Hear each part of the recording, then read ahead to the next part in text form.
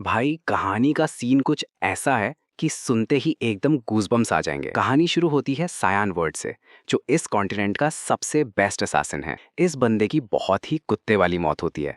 और पता है धोखा किसने दिया? इसके खुद के सगे भाई ने, जिस पर इसने अपनी पूरी जिंदगी आंख बंद करके ट्रस्ट किया था। मरते वक्त इसके दिमाग में बस एक ही बात चल रही थी, अगर मुझे जिंदगी में एक और मौका मिल जाए ना, तो मैं अपनी लाइफ बिल्कुल अलग तरीके से जीऊंगा। सिर्फ अपने आप पर ट्रस्ट करूंगा और जो भी मुझे चाहिए वो अपने दम पर अचीव करूंगा, किसी और को सर्व करके नहीं। और भाई किस्मत देखो, उसे सच में एक दूसरा मौका मिल जाता है। वो बंदा जो कल तक दूसरों के लिए एक शैडो बनकर जीता था, वो अब खत्म हो चुका है। अब वो सिर्फ अपने लिए अपना रास्ता खुद बनाएगा। कहानी एकदम इंटेंस तरीके से स्टार्ट होती है, जहां हमारा प्रोटैगनिस्ट अपने पिता की वो रटी रटाई लाइन याद कर रहा होता है, क्लैन को सबसे ऊपर सर्व करो। बैटलफील्ड की उस मारकाट और केओस के बीच ये वर्ड्स उसके दिमाग में गूंज रहे थे। उसके लिए इन वर्ड्स का एक ही मतलब था, अपनी कोई पर्सनल डिजायर्स नहीं रखनी, बस एक साइलेंट शैडो की तरह अपने भाई के साथ खड़े रहना है। वो जमीन पर घुटनों के बल बैठा है, उसके चेहरे से खून टपक रहा है। ये उसकी लॉयल्टी की कीमत थी मेरे भाई। बहुत सारे नाइट्स उसे घूर रहे थे, और तभी एक बंदा कमेंट मारता है कि कैसे एक अकेला नाइट इस कॉन्टिनेंट के सबसे स्ट्रॉन्गेस्ट कमांडर से अकेले भिड़ रहा है। उस बैटलफील्ड पर हर तरफ गिरे हुए नाइट्स की लाशें बिछी थीं, पर दुश्मन का एक कमांडर और कुछ नाइट्स जो अभी भी लड़ सकते थे, उन्होंने सायान को घेर लिया। दुश्मन के उस कमांडर ने उसे उसके नाम से पुकारा, सायान वर्ट। जवाब में सायान ने भी उस कमांडर का नाम लिया, बोरिस। बोरिस के चेहरे पर एक अलग ही घमंड वाला स्मग लुक था। हवा में से ही सायान ने अपनी स्वॉर्ड निकाली। उसने बोरिस से पूछा कि उसे ये सब करने के लिए किसने कहा, और तभी एक बहुत ही खौफनाक ओमिनस ऑरा ने उसकी बॉडी को घेर लिया। उसने बोरिस से सीधा पूछा कि क्या ये एम्परर का काम है। बोरिस ने अपने हाथ से अपना चेहरा कवर किया और बोला कि सायान का ये ब्लैक फॉग बहुत ही सिकनिंग है। उसकी ये पावर देखकर बोरिस को कंफर्म हो गया कि जो र्यूमर्स उड़ी थी वो 100% सच है। सायान का ऑरा और भी ज़्यादा पावरफुल होता जा रहा था, और बोरिस ने उसे मिस्ट का एक असैसिन कहकर बुलाया। मिस्ट एक ऐसी ऑर्गेनाइजेशन है जो नाइट्स ऑफ लाइट के एकदम ऑपोजिट है। बोरिस मन ही मन प्लान कर रहा था कि वो हायर अप्स को जाकर रिपोर्ट करेगा कि उसने एक इम्प्योर बीइंग का सफाया कर दिया है, जो उन हीदन से जुड़ा हुआ था। सायान ने एकदम धांसू रिप्लाई दिया कि बोरिस ये रिपोर्ट तब करेगा ना, जब इस बैटल के बाद उसका मुंह काम करने लायक बचेगा। उसने बोरिस को थ्रेटन किया कि जब वो उसे धोकर रख देगा तो उसके मुंह में एक भी दांत नहीं बचेगा। बोरिस ने भी पूरी चौड़ में सायान को एडवाइस दी कि अगर वो अपनी सीक्रेट पावर यूज करने का प्लान कर रहा है तो गिव अप कर दे। उसने सायान को बताया कि उस पूरे एरिया के चारों तरफ 9 स्टार मैजिक बैरियर लगा हुआ है। अपने दिमाग में सायान जानता था कि उसे वहां से किसी भी तरह निकलना होगा, ताकि वो इस पूरे कांड के असली कल्प्रिट के बारे में अपने भाई को बता सके। अपनी खतरनाक आंखों से घूरते हुए सायान ने डिक्लेयर किया कि उसने अभी अभी उस बैरियर को चीर दिया है। तभी अचानक किसी ने सायान को रुकने की कमांड दी। एक बहुत ही रेप्यूटेबल आदमी गोल्डन आर्मर पहने वहां एंट्री लेता है। सायान एकदम सरप्राइज्ड और कंफ्यूज रह गया इस जानी पहचानी शक्ल को देखकर। उसे अपने पिता की बात याद आई, हमेशा क्लैन के लिए जियो। इसके साथ ही उसके पिता ने कहा था कि उसका भाई एशल भी क्लैन का ही हिस्सा है, इसीलिए एशल वर्ड की सक्सेस ही सायान वर्ड की सक्सेस है। वो गोल्डन आर्मर वाला आदमी जिसके ब्लॉन्ड हेयर थे, वो सायान को ही घूर रहा था। सायान को एक सेकंड में समझ आ गया कि इस सब के पीछे असली कल्प्रिट कौन था। वो और कोई नहीं, उसका सगा भाई एशल था। ये रेवलेशन इतना भारी था कि सायान के पैरों तले जमीन खिसक गई और उसकी टांगें कांपने लगी। एशल ने ताना मारते हुए कमेंट किया कि अब जब वो खुद यहाँ आ गया है तो सायान जरूर कंफ्यूज हो गया होगा। सायान ने उसकी तरफ देखा और एशल से इस सब ड्रामे का मीनिंग पूछा। एशल बड़ी ही चिकनी चुपड़ी बातों में एक्सप्रेस करने लगा कि कैसे सायान ने क्लैन के लिए, लोगों के लिए और खुद एशल के लिए अपनी ड्यूटीज कितने अच्छे से निभाई हैं। ये स्टेटमेंट सुनते ही सायान को भनक लग गई कि अब आगे क्या होने वाला है। एशल ने आगे ऐड किया कि वो बस अपने भाई के कंधों से इस बोझ को उतारने की कोशिश कर रहा है। सायान ने एडमिट किया कि उसे कुछ समझ नहीं आ रहा, और उसने पूछा कि क्या उससे कोई गलती हुई है। एशल ने उस ओमिनस फॉग की तरफ पॉइंट आउट किया जो सायान निकाल रहा था। उसने सायान को एक मर्डर के अलावा और कुछ नहीं माना। उसे तो इस बात पर भी डाउट था कि क्या उसके भाई को अब इंसान कहा भी जा सकता है या नहीं। एशल ने अपनी आवाज़ तेज करते हुए सायान से कहा कि उसने उन सबको बहुत लंबे टाइम तक बेवकूफ़ बनाया है।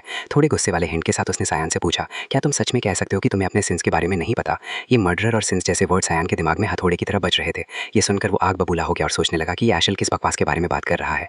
एम्पायर के अंदर की सक्सेशन फाइट हो, डेमन किंग आर्मी की रेड हो, या फिर कॉन्टिनेंट को एक करने वाली वो वॉर हो, सायान ने उस हर मौके पर एशल की मदद की थी। ये सब सिर्फ इसलिए क्योंकि सायान के लिए अपने भाई को सर्व करना ही उसकी पूरी जिंदगी थी। गुस्से के मारे उसने जमीन पर ऐसा मुक्का मारा कि धरती हिल गई। वो धीरे से खड़ा हुआ और उसके दिमाग में बस एक ही बात घूम रही थी कि कैसे एशल उसे बीच रास्ते में लावारिस छोड़ रहा है। उसकी बॉडी से अब वो काली ऑरा उबल उबल कर बाहर आ रही थी। गुस्से की आग इतनी तेज थी कि उसका वो कोहरा और भी इंटेंस हो गया। आखिर 20 साल तक उसने एशल के नीचे एक कुत्ते की तरह काम जो किया था। उसके पैरों के पास खून का तालाब बनने लगा था, पर उसे रत्ती भर फर्क नहीं पड़ रहा था कि उसकी बॉडी टूट रही है। उसने डिसाइड कर लिया कि वो अपनी पूरी जान झोंक देगा, चाहे उसे एशल को खत्म करने के लिए खुद राख क्यों ना होना पड़े। उसका वो क्रिम्सन रेड मिस्ट पूरे एरिया में फैल गया, मानो आसमान ही लाल रंग से रंग गया हो। वहां खड़े नाइट्स की फटके हाथ में आ गई ये देखकर कि इस बंदे में अभी भी इतना माना बचा है। एक इंसान के लिए ऐसा करना नामुमकिन था। साइन चिल्लाया कि ये सो कॉल्ड हीरो अपने छोटे भाई को सिर्फ इसलिए मार रहा है क्योंकि वो डर गया है। उसने एशल के मुंह पर पूछा कि क्या उसे शर्म नहीं आती। ये सुनकर एशल एकदम बौखला गया, उसके चेहरे की नसें तक दिखने लगी थीं। मौका देखते ही साइन बिजली की स्पीड से उस पर झपटा। वो पागलों की तरह एशल पर अटैक कर रहा था और एशल अपनी स्वॉर्ड से बस खुद को बचा पा रहा था। साइन बस एक मौके की तलाश में था, सिर्फ एक मौका, ताकि वो एशल के वीक पॉइंट पर वार करके उसकी रीजनरेटिंग पावर को रोक सके। लेकिन जैसे ही साइन ने अपना सबसे तगड़ा अटैक किया, वो एक मैजिक बैरियर से जा टकराया। उसे उम्मीद नहीं थी कि उसका सबसे स्ट्रॉन्ग अटैक ऐसी किसी चीज से रुक जाएगा। उसने मुड़कर देखा तो पता चला कि बोरिस ने एशल की मदद की थी। एशल ने उसे बेचारा बुलाते हुए साइन के पेट में तलवार घोंप दी, जिससे उसके हाथ से डैगर छूट गया। एशल ने बड़ी बेशर्मी से कहा कि भाई होने के नाते वो उसे एक बिना दर्द वाली मौत का फेवर देना चाहता था। पर फिर एशल ने अपना असली रंग दिखाया। उसने बोला कि उसे शुरू से पता था कि साइन एक डीमन है और अच्छा हुआ कि उसने कभी उस पर ट्रस्ट ही नहीं किया। ये सुनकर साइन का दिल पूरी तरह टूट गया। एशल ने उसे लात मारकर अपनी तलवार उसके शरीर से निकाली और उसे वहीं खून में लथपथ तड़पने के लिए छोड़ दिया। मरते हुए साइन को लगा कि क्या यही उसका अंत है। उसे अपनी बीती जिंदगी बहुत ही बेवकूफ़ी भरी लग रही थी। जैसे जैसे उसकी जान जा रही थी, वो खुद को बेवकूफ़ कुला रहा था। पर तभी अपनी आखिरी सांस के साथ वो दोबारा एशल की तरफ लपका। एशल ने पीछे मुड़कर देखा, साइन उस पर वार करने ही वाला था। वो पूरी ताकत से चिल्लाया और अपनी सारी पावर उस एक अटैक में लगा दी। उसका डैगर एशल के गले से बस कुछ ही इंच दूर था कि तभी एक जबरदस्त फोर्स ने उसे उड़ाकर फेंक दिया और फिर सब अंधेरा हो गया। तभी उसे किसी की आवाज आई, यंग मास्टर। वो हड़बड़ा कर उठा, पसीने से तरबतर लंबी लंबी सांसें लेते हुए। सामने उसकी मेट खड़ी उसे डांट रही थी कि वो इतनी देर तक क्यों सो रहा है और उसे जल्दी तैयार होना चाहिए। एमिली को अपने सामने जिंदा देखकर वो सन्न रह गया। उसने पूछा, तुम यहाँ क्या कर रही हो? एमिली भी हैरान थी। फिर उसे रियलाइज हुआ कि उसने एमिली को पूरे 20 साल बाद देखा है और वो बिल्कुल वैसी ही लग रही थी जैसी वो 20 साल पहले थी। उसने अपने आसपास देखा, वो वही कमरा था जिसमें वो बचपन में रहता था। फर्नीचर की अरेंजमेंट तक वैसी ही थी। उसे लगा शायद वो वापस बच्चा बन गया है। एमिली ने उसे टोकते हुए पूछा कि क्या वो ट्रेनिंग पर ना जाने के बहाने ढूंढ रहा है। उसने साफ कह दिया कि अपना मन बनाओ और निकलो यहाँ से। साइन को कुछ समझ नहीं आ रहा था कि ये किस ट्रेनिंग की बात हो रही है। उसने पूछा, वर्ड क्लैन में कैसी ट्रेनिंग? पर आसपास देखकर उसे यकीन हो गया कि वो बीते हुए कल में वापस आ गया है। उसे लगा शायद मरने से पहले इंसान की आंखों के सामने जो पूरी लाइफ घूमती है, ये वही हो रहा है। उसे याद आया 27 साल पहले की बात, साल 985 मार्च की पहली तारीख। ये उसकी अकेडमी में एंट्री लेने से 1 साल पहले का टाइम था। हर साल वहाँ एक ड्यूअल ट्रेनिंग सेशन होता है। उसके पिता जो ड्यूक वर्ड के मालिक हैं वो खुद वहाँ आते हैं, इसलिए ये बहुत बड़ी बात होती थी। उसका अपोनेंट था क्रैन वर्ड। वो भी साइन की उम्र का ही था और उसका सौतेला भाई था। क्रैन की माँ मार्गरेट ज़ैथ ड्यूक की पत्नी थी, इसलिए क्रैन को हमेशा ज़्यादा अटेंशन मिलती थी। भले ही वो दोनों सबसे छोटे बेटे थे, पर साइन को हमेशा एक नाजायज़ औलाद ही समझा जाता था। उस फाइट में उसका मजाक उड़ाया गया और वो सबके सामने हंसी का पात्र बन गया था। यही वो डुअल था जिसकी वजह से इसके बाप ने इस पर ध्यान देना बिल्कुल छोड़ दिया था। एमिली ने इसके कान में धीरे से बोला कि उसे सरेंडर कर देना चाहिए, पर हमारे हीरो ने मन ही मन सोच लिया कि सब ठीक है, उसे बस ये लड़ाई जीतनी है। उसे लगा कि उसकी मेड भी उसे कमजोर समझ रही है। तभी उसे कुछ फील हुआ। उसका हथियार, वो रेपियर, उसे भारी लग रहा था। उसे समझ आया कि उसकी स्ट्रेंथ अभी उतनी ही है जितनी उस उम्र में होनी चाहिए। ये सेंसेशन किसी सपने या मरने से पहले दिखने वाली यादों जैसी बिल्कुल नहीं थी। उसने आज तक ऐसे किसी मैजिक स्पेल के बारे में नहीं सुना था जो इतना असली इल्यूजन बना सके। वो हैरान था कि क्या वो सच में पास्ट में वापस आ गया है। क्रैन ने तंज कसा कि चलो शुक्र है उसका भाई लड़ाई छोड़कर भागा नहीं। सायन ने सोचा कि यही मौका है फ्यूचर बदलने का। उसने अपने बाप की तरफ देखा जिसने मैच शुरू करने का इशारा दिया। क्रैन ने कहाँ देख रहा है चिल्लाते हुए पहला अटैक किया। उसे पूरा भरोसा था कि वो अपनी तलवार उसे जड़ देगा, पर सायन बस वहीं खड़ा होकर उसे देख रहा था। उसे लगा कि क्रैन की स्पीड तो एकदम घोंगे जैसी सुस्त है। सायन ने बस हल्का सा अपना स्टैंस बदला और क्रैन हक्का बक्का रह गया। सायन ने बस एक कदम साइड में रखा और क्रैन का वार खाली गया। क्रैन चिढ़ गया और बोला कि सायन डरपोकों की तरह क्यों बच रहा है। पर इससे पहले कि क्रैन कुछ और कर पाता, सायन ने उसके हाथ पर वार किया और क्रैन की तलवार हवा में उड़ गई। फिर सायन ने उसकी पिंडली पर एक जोरदार लात मारी। क्रैन दर्द के मारे चीखता हुआ जमीन पर गिर पड़ा और अपने घुटने पकड़कर कराहने लगा। उसकी माँ डर के मारे उसका नाम चिल्लाई। सायन ने सोचा कि अगर वो अभी अपनी तलवार क्रैन के गले पर रख दे तो ये डुएल यहीं खत्म हो जाएगा। उसने अपनी तलवार कस के पकड़ी पर उसे लगा कि इतना काफी नहीं है। उसे याद आया कि कैसे बचपन में क्रैन उसे मजे के लिए बुली करता था और वो सब एकेडमी में भी जारी रहा था। सायन ने तय कर लिया कि उसे क्रैन को इतनी बुरी तरह कुचलना होगा कि वो दोबारा सर उठाने की हिम्मत ना करे। उसने सोच लिया था कि इस जिंदगी में वो अपना रास्ता खुद बनाएगा। क्रैन की हालत अब ऐसी थी कि वो खौफ के मारे रो रहा था। नतीजा ये निकला कि क्रैन हार गया। ड्यूक ने सायन को मिलने के लिए बुलाया और यहाँ तक कि उसके लिए अपना शेड्यूल खाली किया, जिससे सायन सोचने लगा कि क्या उसकी ये जीत सच में इतनी बड़ी बात थी। उसे लेने के लिए ड्यूक का खास हाई क्लास नाइट यूलन आया था। रास्ते में उसे मार्गरेट जित मिली। लग रहा था वो ड्यूक से अपने लाडले बेटे की शिकायत करके आ रही है। उसे देखते ही सायन के चेहरे पर एक ग्रिन आ गई। मार्गरेट का चेहरा ऐसा था जैसे उसका पैर किसी गंदी चीज पर पड़ गया हो। सायन ने मजे लेते हुए पूछा कि क्या क्रैन ठीक है। वो आग बबूला हो गई। उसने कहा कि अपने भाई को इस तरह पीटने के बाद तुम्हारी हिम्मत कैसी हुई ये पूछने की। उसने सायन को ढीठ और बेशर्म कहा। पास से गुजरते हुए उसने बड़बड़ाया कि नाजायज औलादें ऐसी ही होती हैं, उन्हें कभी खानदानी बच्चों की तरह ट्रीट नहीं करना चाहिए। अपनी उस शैतानी मुस्कान के साथ मार्गरेट बोलती गई कि जैसा बेटा वैसी माँ, और उसकी माँ को गंदी बुला दिया। उसने यहाँ तक कह दिया कि सायन को सड़कों पर भीख मांगनी चाहिए थी, ना कि यहाँ लड़ने की हिम्मत करनी चाहिए। सायन ने उसकी तरफ जानलेवा नजरों से देखा। उसने सारी हदें पार कर दी थीं। एक पल के लिए सायन को लगा कि उसे यहीं मारते, पर उसने खुद को रोका। उसके चेहरे पर एक अलग ही मुस्कान आई। वो जानता था कि इसे तड़पाना कैसे है। उसने धीरे से उससे पूछा, क्या आपको पता है कि मैं भी क्रैन के साथ एकेडमी जा रहा हूँ? डचेस ने चिढ़कर पूछा कि कहना क्या चाहते हो? तब सायन ने बोला, मुझे यकीन है कि आप चाहेंगी कि आपका बेटा सही सलामत हाथ पैरों के साथ ग्रेजुएट हो, है ना? मुझे लगा शायद आपको उसकी फिक्र नहीं है डचेस। ये सुनकर वो और भी पागल हो गई। वो उसे थप्पड़ मारने ही वाली थी कि तभी यूलन के हाथ ने सायन को बचा लिया। यूलन ने बड़ी कड़ाई से डचेस से माफी मांगी और समझाया कि ड्यूक ने सायन को बहुत अर्जेंटली बुलाया है, इसलिए उन्हें जाना होगा। डचेस चुप रह गई क्योंकि ड्यूक का हुक्म पत्थर की लकीर था। सायन ने यूलन के पीछे से झांककर उसे देखा और हंस किया। उसे वो नाइट प्रोटेक्ट कर रहा था जो ड्यूक की बीवी के सामने भी नहीं झुका। सायन ने सोचा कि यूलान बंदा तो बड़ा सही और रिलायबल है। तभी दरवाजा खुला और ड्यूक ने उन्हें अंदर बुलाया। सायन कमरे में गया और ड्यूक को ग्रीट किया। उसके दिमाग में चल रहा था कि पूरे 15 साल हो गए हैं उन्हें ऐसे आमने सामने मिले हुए। ड्यूक विलियसवर्थ, वो बंदा जो यूएसआई एम्पायर के पश्चिमी इलाके वूस का एक बड़ा लॉर्ड था। दुनिया उसे कॉन्टिनेंट का रखवाला कहती थी।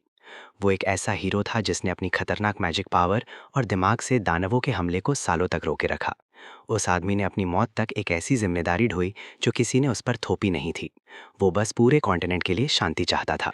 पर सायन की यादों में वो आदमी बिल्कुल अलग था। एक ऐसा इंसान जिसने अपनी पूरी जिंदगी दूसरों की सेवा में बिता दी। सायन के लिए वो बस एक बेवकूफ़ आदमी था। ड्यूक ने कमेंट किया कि कैसे सायन की आंखें तलवार का पीछा कर रही थी और उसने उससे डॉज किया। सायन थोड़ा कंफ्यूज्ड हुआ तो ड्यूक ने समझाया कि जब क्रैन उसकी तरफ झपटा तो सायन सीधा तलवार के रास्ते को देख रहा था और फिर बड़ी सफाई से शरीर मुड़कर बच गया। ड्यूक ने उससे सीधे पूछा, तुमने तलवार चलाना कब सीखा? सायन ने मन ही मन सोचा कि ड्यूक हमेशा की तरह बहुत शार्प है। उसने जवाब दिया कि ऐसा नहीं है कि उसने कहीं से सीखा है, बस वो हर रात खुद ही प्रैक्टिस करता था। पर ड्यूक ने उसे और कुरेदा क्योंकि वो जानते थे कि सायन को कभी तलवारबाजी में इंटरेस्ट नहीं था। उन्होंने पूछा कि उसने इतनी एक्सीलेंट स्किल्स क्यों छुपा रखी थीं।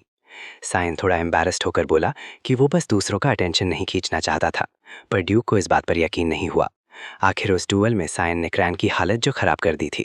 ड्यूक ने अपनी बात जारी रखी। उन्होंने पूछा कि क्या उसे लगता है कि उसने जो बाद में किया वो बेकार था। उनका मतलब था वो लात मारना। सायन को लगा कि ड्यूक के सवाल थोड़े प्रोबिंग हैं, जैसे वो उसकी औकात ना पर रहे हों। सायन ने मान लिया कि वो खुद को प्रूव करना चाहता था। ड्यूक ने पूछा, क्या प्रूव करना चाहते थे? सायन ने पूरी कॉन्फिडेंस के साथ कहा, यही कि मैं क्रैन से बेहतर हूँ। हम दोनों का खून एक ही है। उसने बात खत्म करते हुए कहा कि इस डुएल का यही मतलब था। ये सुनकर ड्यूक हंस पड़े। उन्होंने सायन की तारीफ की कि उसका जवाब कितना क्लियर और लेवल हेडेड है। उन्हें अंदाजा ही नहीं था कि सायन इतना टैलेंटेड है और वो इस बात से बहुत खुश थे। फिर ड्यूक ने वो बात बोल दी जिससे सायन का खून खौल गया। उन्होंने कहा, तुम देखना, एक दिन तुम एशल के लिए एक बहुत बड़े और रिलायबल सपोर्ट बनोगे। बस भाई, ये सुनते ही सायन को अपनी पुरानी जिंदगी का वो धोखा याद आ गया। उसे बहुत डिसअपॉइंटमेंट हुई। उसने सोचा, मैं क्यों उस एशल का चमचा बनूंगा। उसने देखा कि सब कुछ वैसा ही है। ड्यूक अभी भी एशल के प्यार में पागल हैं।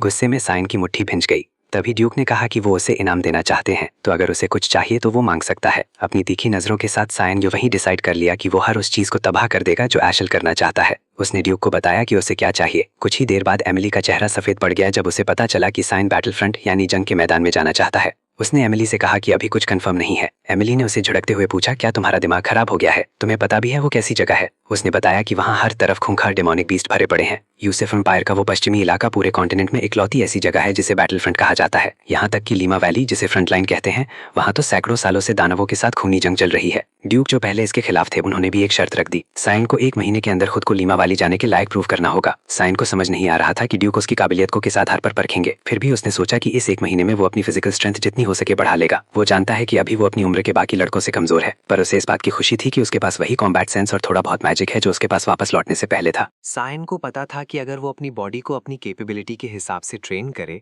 तो वो इस मौके का पूरा फायदा उठा सकता है। उसने सोचा, भाई कल किसने देखा, अभी से ट्रेनिंग शुरू कर देते हैं।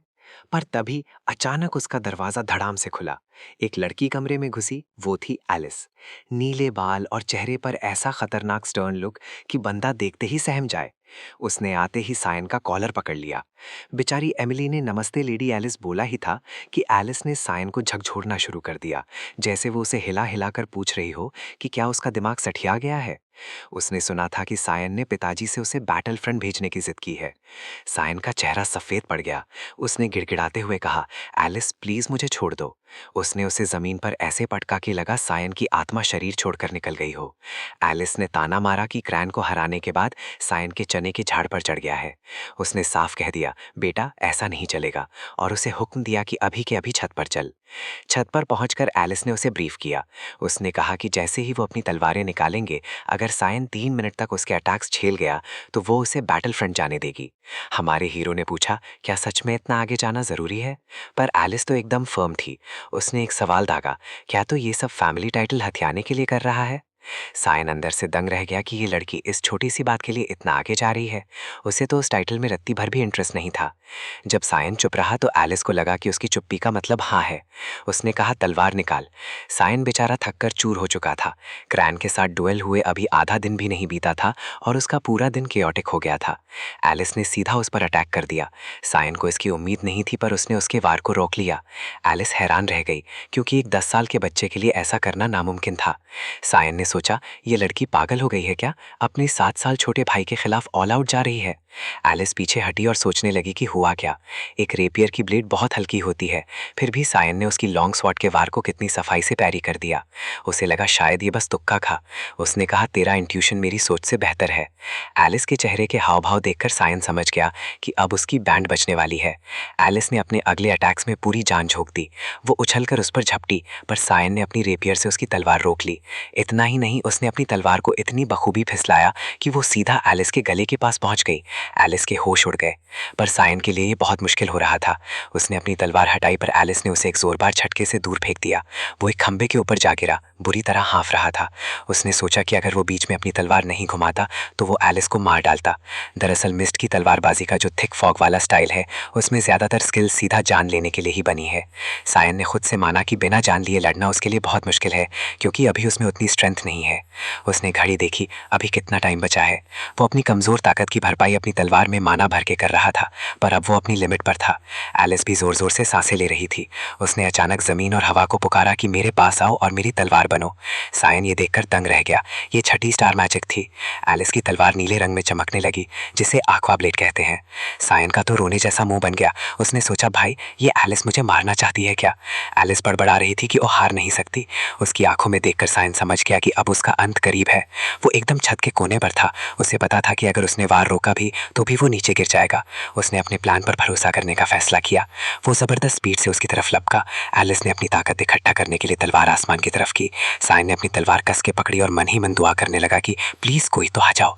एलिस से पावर उबल उबल कर बाहर आ रही थी। सायन को बस यूलान के आने की उम्मीद थी। जैसे ही एलिस और सायन एक दूसरे से टकराने वाले थे, यूलान बीच में कूद पड़ा और चिल्लाया, रुक जाओ। उसने एक हाथ से एलिस की तलवार रोकी और दूसरे हाथ से सायन को उसकी गर्दन के पीछे से पकड़ लिया। एलिस के अटैक से एक बहुत बड़ा एक्सप्लोजन हुआ। यूलान के चेहरे पर बहुत सीरियस भाव थे जब उसने लेडी एलिस को टोका। उसने कहा, आप अपने से इतनी छोटे विरोधी के साथ बहुत ज्यादा हार्श हो रही हैं। सायन, जो अभी भी यूलान के हाथ से लटका हुआ था, उसने चैन की सांस ली। साइन बेचारा हवा में लटका हुआ सोच ही रहा था कि युलिन कब प्रकट होगा, जैसे वो किसी गहरी नींद से जागा हो। एलिस ने एक लंबी सांस ली और पागलों की तरह अपने भाई को गले लगा लिया और माफी मांगने लगी। उसने माना कि एक पल के लिए उसका दिमाग ठिकाने पर नहीं था। फिर वो बच्चों की तरह रोने लगी। उसकी नाक से स्नॉट तक बहने लगा था। उसने रोते रोते बताया कि वो बस उसे उस खूनी बैटलफील्ड पर जाने से रोकना चाहती थी। साइन मुस्कुराया और सोचने लगा कि ये बिल्कुल एलिस जैसा ही है। वो हर चीज में अपनी जान लगा देती है। एलिस भाई एलीट्स की भी एलीट थी। रॉयल एकेडमी में जहां दुनिया भर के टैलेंटेड बच्चे आते थे, वहां उसने हर सब्जेक्ट में एस ग्रेड लाया था, चाहे वो तलवारबाजी हो, जादू हो या पढ़ाई। ऊपर से उसकी खूबसूरती ऐसी कि लोग उसे बचपन से भगवान का बच्चा कहते थे। उसे तलवारबाजी में इतना ट्रेन किया गया था कि सब उसे और उस बड़े भाई एशल वर्ड को कॉन्टिनेंट का फ्यूचर गार्डियन मानते थे। पर किस्मत देखो, नाइट्स ऑफ लाइट में शामिल होने के कुछ ही समय बाद उसे मार दिया गया था। साइन ने उसे कस के वापस गले लगाया और सोचने लगा कि उसने उसे कितना मिस किया है। उसने उसे इतना टाइट गले लगाया कि एलिस भी हैरान रह गई। साइन ने मन ही मन कसम खाई कि इस बार वो उसे कुछ नहीं होने देगा। फिर एलिस का ध्यान युलिन की तरफ गया। उसने पूछा कि क्या वो ड्यूक का गार्डियन नाइट है। वो थोड़ी कंफ्यूज थी क्योंकि ड्यूक तो अभी अभी जंग के लिए निकले थे। युलिन ने बताया कि वो ड्यूक के हुक्म पर चुपके से यंग मास्टर की रक्षा कर रहा है। हालांकि उसे ये बात बतानी नहीं थी क्योंकि ये एक सीक्रेट मिशन था। साइन को तो खैर ड्यूक के ऑफिस से निकलते ही उसकी प्रेजेंस महसूस हो गई थी। उसे हैरानी हुई कि उसके पिता ने अचानक युलिन को उसके पीछे सीक्रेटली क्यों लगा दिया। तभी साइन को चक्कर आने लगे और वो एलिस की गोद में ही सो गया। एलिस मुस्कुराई और बोली, है तो अभी ये छोटा बच्चा ही। अगले दिन एलिस वापस एकेडमी चली गई। वो बस अपनी ग्रेजुएशन से पहले पिताजी से मिलने आई थी। अब साइन को लगा कि उसे और स्ट्रांग बनना होगा, इसलिए उसने पिछले 2 हफ्तों से स्ट्रेंथ ट्रेनिंग पर पूरा जोर लगा दिया। पर भाई 10 पुशअप्स ही उसकी लिमिट थी। उसे लगा कि वो पिछले 2 हफ्तों से एक दीवार से टकरा रहा था। उसकी तरक्की रुक गई थी। पुरानी जिंदगी में उसे अपनी ताकत पर बड़ा घमंड था, पर अब उसे समझ आ गया कि उसे किसी तगड़े सोल्यूशन की जरूरत है। तभी एमिली ने उसका दरवाजा खटखटाया और बताया कि एक पैकेज आया है। साइन एकदम एक्साइटेड हो गया। एमिली जब उसे लेकर आई तो शिकायत करने लगी कि इसमें से कितनी गंदी बदबू आ रही है। दरअसल वो हेल हाउंड का खून था जो साइन ने उससे मंगवाया था। ये बहुत ही रेयर आइटम है जो सिर्फ लमिया वैली में मिलता है। पर अब उसे यकीन हो गया कि ब्लैक मार्केट वाली अफवाहें एकदम सच थीं। राक्षसी जानवरों के खून को लोग जहरीला मानते हैं क्योंकि उसकी बदबू जानलेवा होती है और उसे पीते ही शरीर में जलन होने लगती है। पर सच तो ये है कि ये पीने वाले का माना और स्ट्रेंथ हमेशा के लिए बढ़ा देता है। ज्यादातर लोग इसे अफवाह मानते हैं, पर साइन को अपनी पिछली जिंदगी के एक्सपीरियंस से पता था कि ये 100% सच है। एमिली ने डरे सहमे पूछा कि क्या वो सच में इसे पीने वाला है। उसने कहा हाँ। साइन ने सोचा कि एमिली को डरने की जरूरत नहीं है क्योंकि वो अकेला ऐसा बंदा है जिसने एमिली के हाथ का बना खाना खाया है। उसने वो खून एक बार में गटक लिया। उसे याद आया जब उसने पहली बार एमिली के हाथ का मशरूम सूप पिया था। एक घूंट लेते ही उसका दिल एक पल के लिए रुक गया था। उस सूप के मुकाबले ये खून तो कुछ भी नहीं था। उसने पूरा खत्म किया और बोला, मजा आ गया। अब उसके शरीर से ताकत उबल रही थी। उसने एमिली से कहा कि वो जरा टहलने जा रहा है। वो देखना चाहता था कि क्या उस खून ने काम किया। हमारा हीरो बाहर निकला और उस पहाड़ पर पहुंचा जहां से पूरा डची दिखता था। वहां आए उसे अरसा हो गया था। वो पिछले 2 हफ्तों से इसी घड़ी का इंतजार कर रहा था जब युलिन अपनी रेगुलर रिपोर्ट्स देने के लिए वहां नहीं होता। वहां एक राज छुपा था। आने वाले समय में एशल को भगवान लुम्मा से एक संदेश मिलने वाला था कि इन पहाड़ों में कहीं एक प्राचीन मंदिर छुपा है। वो मंदिर जहां माना का बहाव सबसे ज्यादा था। पर अभी तक वो दैवीय संदेश आया नहीं था।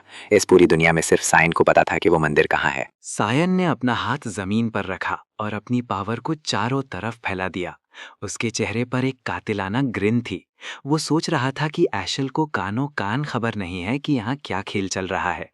तभी धड़ाम से जमीन फट गई और नीचे जाने का एक अंडरग्राउंड पैसेज खुल गया। उसने अंदर जाने का डिसाइड किया। अंदर घुसते ही उसे लगा कि ये जगह पिछली बार से काफी अलग है। असल में ये भगवान ल्यूमिल का एक प्राचीन मंदिर था जिसका नामो निशान इतिहास से मिटा दिया गया था। ये सब 300 साल पहले हुई उस गॉड ऑफ डीमन वॉर की वजह से हुआ था। भाई कोई सोच भी नहीं सकता था कि महल के ठीक पीछे वाले पहाड़ों में ऐसी कोई जगह हो सकती है। उसके सामने एक पेडेस्टल पर एक चमकती हुई तलवार रखी थी। वही इस मंदिर की असली मालिक मानी जाती थी। इतिहास के पन्नों में लिखा था कि फाउंडेशन से 9,939 साल पहले 12 अगस्त को इंसानों ने आखिरकार डीमन किंग की सेना को खदेड़ दिया था। वो राक्षस इंसानों से कहीं ज़्यादा स्ट्रांग थे, पर इंसानों को कुछ पुराने रेलिक्स मिल गए जिन्हें देवतुल्य हथियार कहा जाता था। उन्हीं में से एक थी ड्यूरान डार्क, भगवान ल्यूमिल के आशीर्वाद वाली एक पवित्र तलवार, होली स्वॉर्ड। इसी तलवार की वजह से इंसान जीते थे। और साला विडंबना देखो, भविष्य में इसी तलवार के हाथों सायन की कुत्ते वाली मौत होने वाली थी क्योंकि इसे एशल वर्ड चलाने वाला था। सायन ने सोचा कि शायद इस ड्यूरान डार्क का ही हाथ है उसके वापस पास्ट में आने, रिग्रेशन के पीछे। उसने तलवार को हाथ लगाया, पर जैसा कि उम्मीद थी कुछ नहीं हुआ। उसने चिढ़कर तलवार को एक लात मारी और बोला, साली ने मूड खराब कर दिया, बड़ी आई होली सोट की बच्ची। उसने सोचा अपना काम खत्म करते हैं और यहाँ से निकलते हैं, पर भाई वो तलवार भी अंदर ही अंदर उससे चिढ़ गई थी। जैसे ही वो रोशनी से आगे बढ़ा, उसे एक ऐसी परछाई महसूस हुई जो इस दुनिया की लग ही नहीं रही थी। सायन ने उसे ढूंढ निकाला। पहली नज़र में तो वो तलवार की परछाई लगी, पर वो साया कुछ और ही था। जहाँ रोशनी होती है वहाँ अंधेरा तो होगा ही ना। उसने उस परछाई में अपनी पावर फूंक दी। तभी एक गुप्त रास्ता खुला जो मंदिर की उस मुख्य वेदी ऑल्टर के पीछे एक दूसरे कमरे में जाता था। हमारे हीरो ने दरवाज़ा खोला। सामने एक पेडेस्टल पर उसकी अपनी तलवार लाल रंग में चमक रही थी। उसे देखते ही सायन बोला, तुझे देखकर अच्छा लगा भाई। उसने अपनी तलवार को थाम लिया। ये थी डेमोनिक स्वॉर्ड कारोम, वही तलवार जिसे वो मरने से पहले चलाता था। जैसे ही उसने उसे छुआ, एक भयानक और मनहूस ओमिनस ऑरा चारों तरफ फैल गई। उसने बड़े प्यार से बोला, गुड मॉर्निंग कारोम, पर कोई जवाब नहीं आया। उसे लगा शायद ये अभी तक जागी नहीं है। फिर भी सायन बहुत खुश था। वो पुरानी जान पहचान वाली फीलिंग उसे बेस्ट लग रही थी और उसका मन कर रहा था कि अभी के अभी किसी की गर्दन नाप दे। तभी जमीन पर एक तेज आंखों वाली परछाई उभरी। उस साये ने पूछा, क्या तुझे मौत का डर नहीं है? कारुम ने सवाल किया कि क्या उसे पता नहीं कि उसे जगाने का अंजाम क्या होता है। सायन ने एकदम चिल होकर जवाब दिया, मुझे नहीं पता, पर शायद इसका मतलब ये है कि अब ये तलवार मेरी है। वो परछाई और बड़ी और खौफनाक हो गई। उसने चेतावनी दी कि अब बहुत देर हो चुकी है, एक डेमोनिक स्वॉर्ड को जगाने का अफसोस भी नहीं कर पाएगा तू। वो साया हंसा और उसके नुकीले दांत दिखने लगे। वो झपट कर सायन की तरफ बढ़ा ताकि उसके शरीर पर कब्जा कर सके, पर कारुम के होश तब उड़ गए जब सायन ने उसे बड़ी आसानी से हवा में ही दबोच लिया। सायन बोला, तू पहले इतना कचरा नहीं था बे। वो परछाई धुंधली होने लगी और उसमें से एक इंसानी चेहरा बाहर आया। कारुम हैरान था कि एक इंसान उसे छू कैसे सकता है। जवाब में सायन ने फिर दोहराया, ये तलवार मेरी है। कारुम के गुलाबी लंबे और नुकीले नाखून थे। उसने चिल्लाते हुए उन नाखूनों से सायन पर हमला किया। सायन की पकड़ ढीली हुई और कारुम पीछे की तरफ कूद गई। जब रोशनी पड़ी तो पता चला कि कारुम असल में एक औरत थी। उसने पूछा, कौन है तू? उसे सायन के चारों तरफ एक काली औरा दिख रही थी। उसने पूछा, क्या तू सक्सेसर है? मुझे तुझ में अरांग की औरा क्यों महसूस हो रही है? सायन ने एक शैतानी मुस्कान के साथ कहा, बिल्कुल सही पकड़ी है, मैं आरू का उत्तराधिकारी हूँ। तेरा मालिक वापस आ गया है, चल अब झुक मेरे सामने, मेरी जादुई तलवार कारुम। कारुम ने साफ मना कर दिया, तू तो बस एक छोटा बच्चा है। वो ये मानने को तैयार ही नहीं थी। दोनों के बीच जंग छिड़ गई। सायन समझ गया कि बातों से काम नहीं चलने वाला। एक डेमोनिक स्वॉर्ड का आखिरी मकसद चलाने वाले के शरीर पर कब्जा करना ही होता है। उसके पास कोई रास्ता नहीं बचा था। पहले तो उसने सोचा था कि उस पर रहम खाएगा, पर फिर सायन के चेहरे पर वो ग्रीन आई और उसने अपनी डेमोनिक स्वॉर्ड कंट्रोल एक्टिवेट कर दी। अचानक से करम को जमीन की तरफ खींचा जाने लगा, भाई इतनी जोर से कि उसके मुंह से कराह निकल गई। सायन ने उसे साफ साफ बोला, देख मैं बस एक ही बार बोलूंगा, जब मैं प्यार से पेश आ रहा हूं तो तू मुझे अपना मालिक क्यों नहीं मान रही? वो अपने दांत पीसती रही और पूछने लगी कि उसके पास ये पावर आई कहां से। सायन ने फिर से डेमोनिक स्वॉर्ड कंट्रोल चालू कर दिया और उसका चेहरा मिट्टी में दे मारा। वो उसे बार बार तब तक ठोकता रहा जब तक उसका पूरा सिर जमीन के अंदर नहीं धंस गया। उसने फिर पूछा, अब मानती है या नहीं? करम हार मान गई और बोली, ठीक है मान लिया। पर फिर भी उसने उसे इंसान कहकर बुलाया। सायन उसे फिर से कूटने ही वाला था कि करम ने अपनी गलती सुधारी और उसे मालिक यानी मास्टर कहा। तब जाकर बंदा रुका। अब उस जगह का काम निपटाकर सायन सोचने लगा कि यार बहुत देर हो गई है, अब वापस चलना चाहिए। करम अब अपनी स्वॉर्ड फॉर्म में थी। उसने चैन की सांस ली और बोली कि कितने सालों बाद ताज़ी हवा मिल रही है। वो अपनी तलवार से बाहर निकली। अब वो एक काले गुब्बारे जैसी दिख रही थी, जिसकी आंखें, मुंह और गुलाबी बाल थे। वो बड़ी खुश थी। उसने अपने मालिक का नाम पूछा तो सायन ने अपना पूरा नाम बताया। वो बोली, ये नाम तो पहले कभी सुना नहीं, क्या सच में अरु ने मुझ जैसे बच्चे को चुना है? सायन ने जवाब दिया, हाँ, अपनी पिछली जिंदगी में। करुम एकदम कंफ्यूज्ड। सायन ने उसे समझाया कि वो एक बार पहले मर चुका है। करुम ने सोचा ये क्या बकवास है। तभी उसकी नज़र दूसरी तलवार पर पड़ी। वो बोली कि ये तो अभी भी सो रही है। सायन ने चुटकी ली कि इस तलवार को अपने मालिक के लिए अभी 20 साल और इंतजार करना पड़ेगा। करुम को लगा कि ये लड़का तो ऐसे बात कर रहा है जैसे इसे फ्यूचर पता हो। सायन ने अपनी तलवार पकड़ी, एक स्टैंड लिया और भाई उसने अचानक सामने वाली तलवार का हत्था ही काट दिया। करुम हैरान थी कि ये क्या कर दिया। सायन के चेहरे पर वही शैतानी ग्रिन थी। उसने कहा, इससे फ्यूचर में खेल और भी मज़ेदार हो जाएगा। सूरज ढल रहा था और महल से एक कैरेज दूर जाती दिख रही थी। फिर वो धीमी हुई और रुक गई। सायन ने अपनी छाती पर एक शील्ड पहन रखी थी। उसे यकीन नहीं हो रहा था कि आखिर वो दिन आ ही गया। वो सोचने लगा कि टाइम कितनी जल्दी बीत जाता है।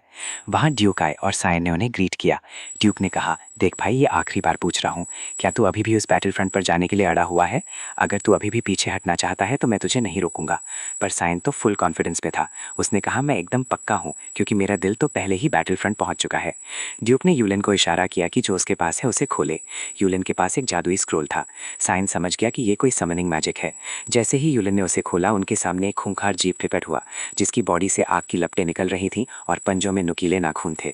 वो एक हेलहाउंड था, लमिया वैली का एक छोटा सा राक्षसी जानवर। सायन ने सोचा कि उसके बाप और नाइट्स ने इस टेस्ट के लिए काफ़ी मेहनत की है। वहाँ खड़े नाइट्स ने अपनी तलवारों पर हाथ रख लिए। सायन समझ गया कि ये लोग बस इसलिए तैयार खड़े हैं कि अगर मामला हाथ से निकला तो ये बीच में कूद पड़ेंगे। ड्यूक ने बड़े गंभीर होकर कहा, अपनी हरकतों के लिए तो खुद जिम्मेदार है। अब इस ट्रायल को पास करके हमें दिखा कि तेरा इरादा कितना मजबूत है। यूलिन इस ट्रायल के बारे में सोच रहा था। उसने अपनी तलवार कस के पकड़ी। उसे वो समय याद आया जब सायन ने उसे ड्यूल के लिए बुलाया था। उस वक्त सायन ने समझाया था कि उसके पिता से किए हुए वादे की डेडलाइन में बस 3 दिन बचे हैं। वो सिर्फ हवा में तलवार नहीं चला सकता था, उसे एक असली फाइट का अनुभव चाहिए था। यूलिन पहले तो हिचकिचाया। उसने सजेस्ट किया कि भाई, तू अपनी उम्र के लड़के यानी क्रैन के साथ लड़ ले। सायन ने बोला, अरे यार, वो क्रैन तो मुझे देखते ही दुम दबाकर भाग जाता है। यूलिन को लगा कि ये बड़ा सिरदर्द वाला काम है, पर फिर वो मान गया। उसने सायन से कहा कि वो सिर्फ अपनी तलवार की म्यान से लड़ेगा और सिर्फ अपना बचाव करेगा। उसने सायन को एनकरेज किया कि जितना मन करे मुझ पर अटैक कर। सायन ने यूलिन को थैंक यू बोला और कहा कि उसे एक और फेवर चाहिए। माहौल एकदम भारी हो गया और सायन ने बड़े ही सीरियस एक्सप्रेशन के साथ यूलिन से कहा, देख भाई, इस डुएल में जो कुछ भी हो तो ड्यूक को एक शब्द भी नहीं बताएगा। उसने जोर देते हुए कहा कि ये मेरा हुक्म है। यूलिन थोड़ा चकरा गया, पर तभी सायन ने उस पर अटैक कर दिया। यूलिन ने अपनी तलवार से उसे रोका तो सही, पर भाई, उसे वो वार इतना भारी लगा कि उसे यकीन ही नहीं हुआ कि ये 10 साल का बच्चा कर रहा है। यूलिन अभी संभल भी नहीं पाया था कि सायन ने फिर से अटैक कर दिया। उसने नोटिस किया कि ये लड़का कितनी तेजी से मूव कर रहा है और अचानक से वो उसकी आंखों के सामने से ओझल हो गया। यूलिन सोच ही रहा था कि सायन गया कहाँ, तभी उसे अपने पीछे उसकी प्रेजेंस महसूस हुई। उसने ऐन मौके पर खुद को बचाया, जबकि सायन ने एक के बाद एक कई अटैक्स किए। वो इस ड्यूएल को बहुत ही सीरियसली ले रहा था। सायन ने अपनी पूरी जान झोंक दी, पर यूलिन ने सब कुछ डिफ्लेक्ट कर दिया। सायन समझ गया कि वो अभी यूलिन को नहीं हरा सकता। उसने हार्ड वर्क के लिए उसे थैंक यू बोला। बेचारे सायन की सांसें फूल रही थीं। यूलिन ने मन ही मन अपने यंग मास्टर की तारीफ की। उसे विश्वास नहीं हो रहा था कि वो कमजोर सा दिखने वाला सायन इतना बड़ा हो गया है। अब वापस आज के टाइम में आ जाते हैं। यूलिन को लगा कि उसका अंदाजा सही था। यंग मास्टर इस ट्रायल को पार कर लेंगे। वो हेलहाउंड बिजली की रफ्तार से बढ़ा, पर सायन उसके वार के लिए पहले से तैयार था। वो राक्षस दहाड़ता हुआ सायन की तरफ लपका। उसकी आंखें सिर्फ अपने शिकार पर टिकी थीं। जैसे ही वो पास से गुजरा, सायन समझ गया कि उसकी अभी की स्ट्रेंथ के हिसाब से एक मॉन्स्टर से भिड़ना बहुत बड़ी बात है। उसे ये खेल जल्दी खत्म करना था। जब हेलहाउंड ने दोबारा अटैक किया तो सायन ने उसे वहीं ढेर करने का प्लान बना लिया था। उसने एक कॉम्बैट स्टैंस लिया और जैसे ही वो कुत्ता उसकी तरफ लपका, सायन ने सीधा उसकी गर्दन का निशाना साधा। उसने हवा में एक ऊंची छलांग लगाई और अपनी तलवार सीधा उसकी खोपड़ी के पार कर दी। वहां खड़े नाइट्स को अपनी आंखों पर यकीन नहीं हुआ। ड्यूक के चेहरे पर एक तसल्ली वाली मुस्कान थी। सायन ने उस हेलहाउंड की लाश को देखा। उसकी गर्दन से खून का फव्वारा छूट रहा था।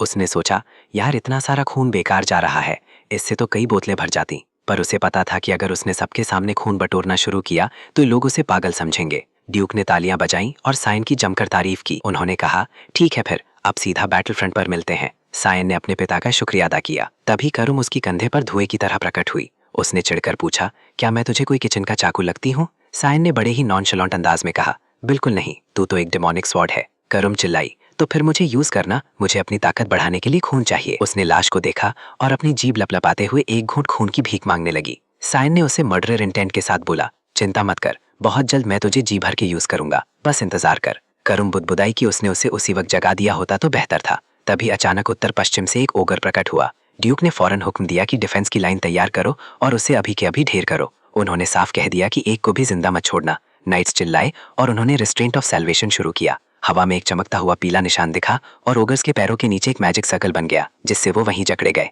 ड्यूक के हुक्म पर नाइट्स ने उन पर धावा बोल दिया। वो ओगर्स को गाजर मूली की तरह काटने लगे। राक्षस दहाड़ रहे थे, पर नाइट्स ने बहादुरी से अपना फर्ज निभाया। वहीं दूसरी तरफ सायन घोड़े पर सवार होकर ये सब देख रहा था। उसके पीछे एमिली बैठी थी, जिसकी डर के मारे जान निकल रही थी। वो रोते हुए पूछ रही थी, यंग मास्टर, आप ऐसी भयानक जगह क्यों आना चाहते थे? पर सायन को तो अंदर ही अंदर पुरानी यादें ताज़ा हो रही थी। नॉस्टैल्जिक महसूस हो रहा था। ड्यूक ने उससे पूछा, कैसा लग रहा है फ्रंट लाइन पर आकर? सायन ने माना कि वो थोड़ा नर्वस है। ड्यूक ने उसे सलाह दी, देख भाई, यहाँ कब मौत आ जाए किसी को नहीं पता, इसलिए अपनी गार्ड कभी नीचे मत गिरने देना। सायन ने कहा कि वो ये बात याद रखेगा। उसे पता था कि फ्रंटलाइन पर ऐसी बातें तो आम है। यहाँ दिन में 3 से 4 लड़ाइयाँ तो मामूली बात है और हर लड़ाई के लिए एक डिटेल मैनुअल तैयार रहता है। सायन ने गौर किया कि बेस कैंप पर जो काबिल नाइट्स हैं वो उन सारे मॉन्स्टर्स का कचरा कर रहे हैं जो फ्रंट लाइंस पार करने की कोशिश करते हैं।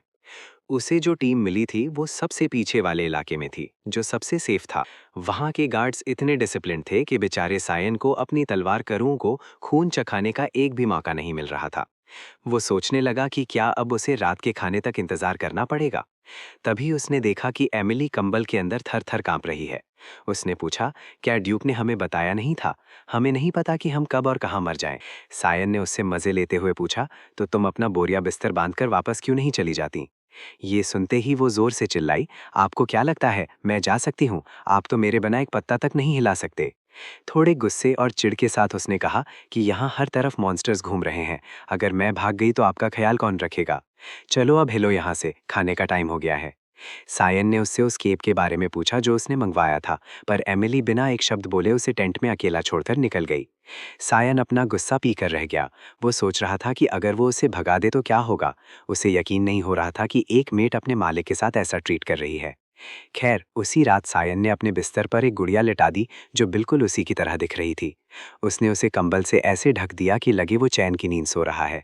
उसे लगा कि इतना कवर काफी है।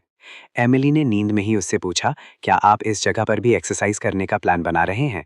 उसने कहा हाँ, और पूछा कि क्या उसकी नींद खुल गई।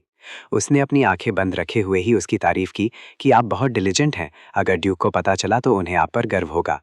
उसने अपनी हुड पहनी और एमिली से बोला कि मैं निकल रहा हूँ, सब संभाल लेना जैसा हमेशा संभालती हो। टेंट से बाहर निकलते वक्त उसने उसे फिर से ब्रीफ किया कि याद रखना मैं सो रहा हूँ। सायन को पता था कि फ्रंट लाइंस पर पहरा बहुत सख्त होता है। वो जितनी तेजी से भाग सकता था भागा। अगर उसने ये चांस मिस कर दिया तो आज़ादी से घूमना नामुमकिन हो जाता। उसने अपनी स्किल यूज़ की, thick fog 3 moves fogs descent. अपनी पुरानी यादों के सहारे वो एक ऐसी जगह पहुंच गया जहां मॉन्स्टर्स की भरमार थी। करूम को यूज़ करने के लिए ये परफेक्ट जगह थी। खून की खुशबू पाकर करूम एकदम एक्साइटेड हो गई। उसने अपने मालिक से कहा, मुझे नहीं लगता कि अब आप खुद को रोक पाएंगे, जल्दी करो मालिक, मुझे कुछ काटना है। तभी कई सारे हेलहाउंड मॉन्स्टर्स ने उन पर अटैक कर दिया। सायन ने उससे वादा किया कि जैसा तू चाहेगी वैसा ही होगा। फिर क्या था, सायन और करूम ने मिलकर उन मॉन्स्टर्स को गाजर मूली की तरह काट दिया। वो दोनों उस खून खराबे का पूरा लुत्फ उठा रहे थे। सायन ने फॉक्सवर्ड रशिंग फॉक्सटॉर्म एक्टिवेट किया और एक बवंडर की तरह घूमते हुए कई राक्षसों को एक साथ ढेर कर दिया। कुछ समय बीता, उसने एक मॉन्स्टर की लाश में एक ट्यूब घुसा दी और उसके दूसरे सिरे पर एक मग लगा दिया।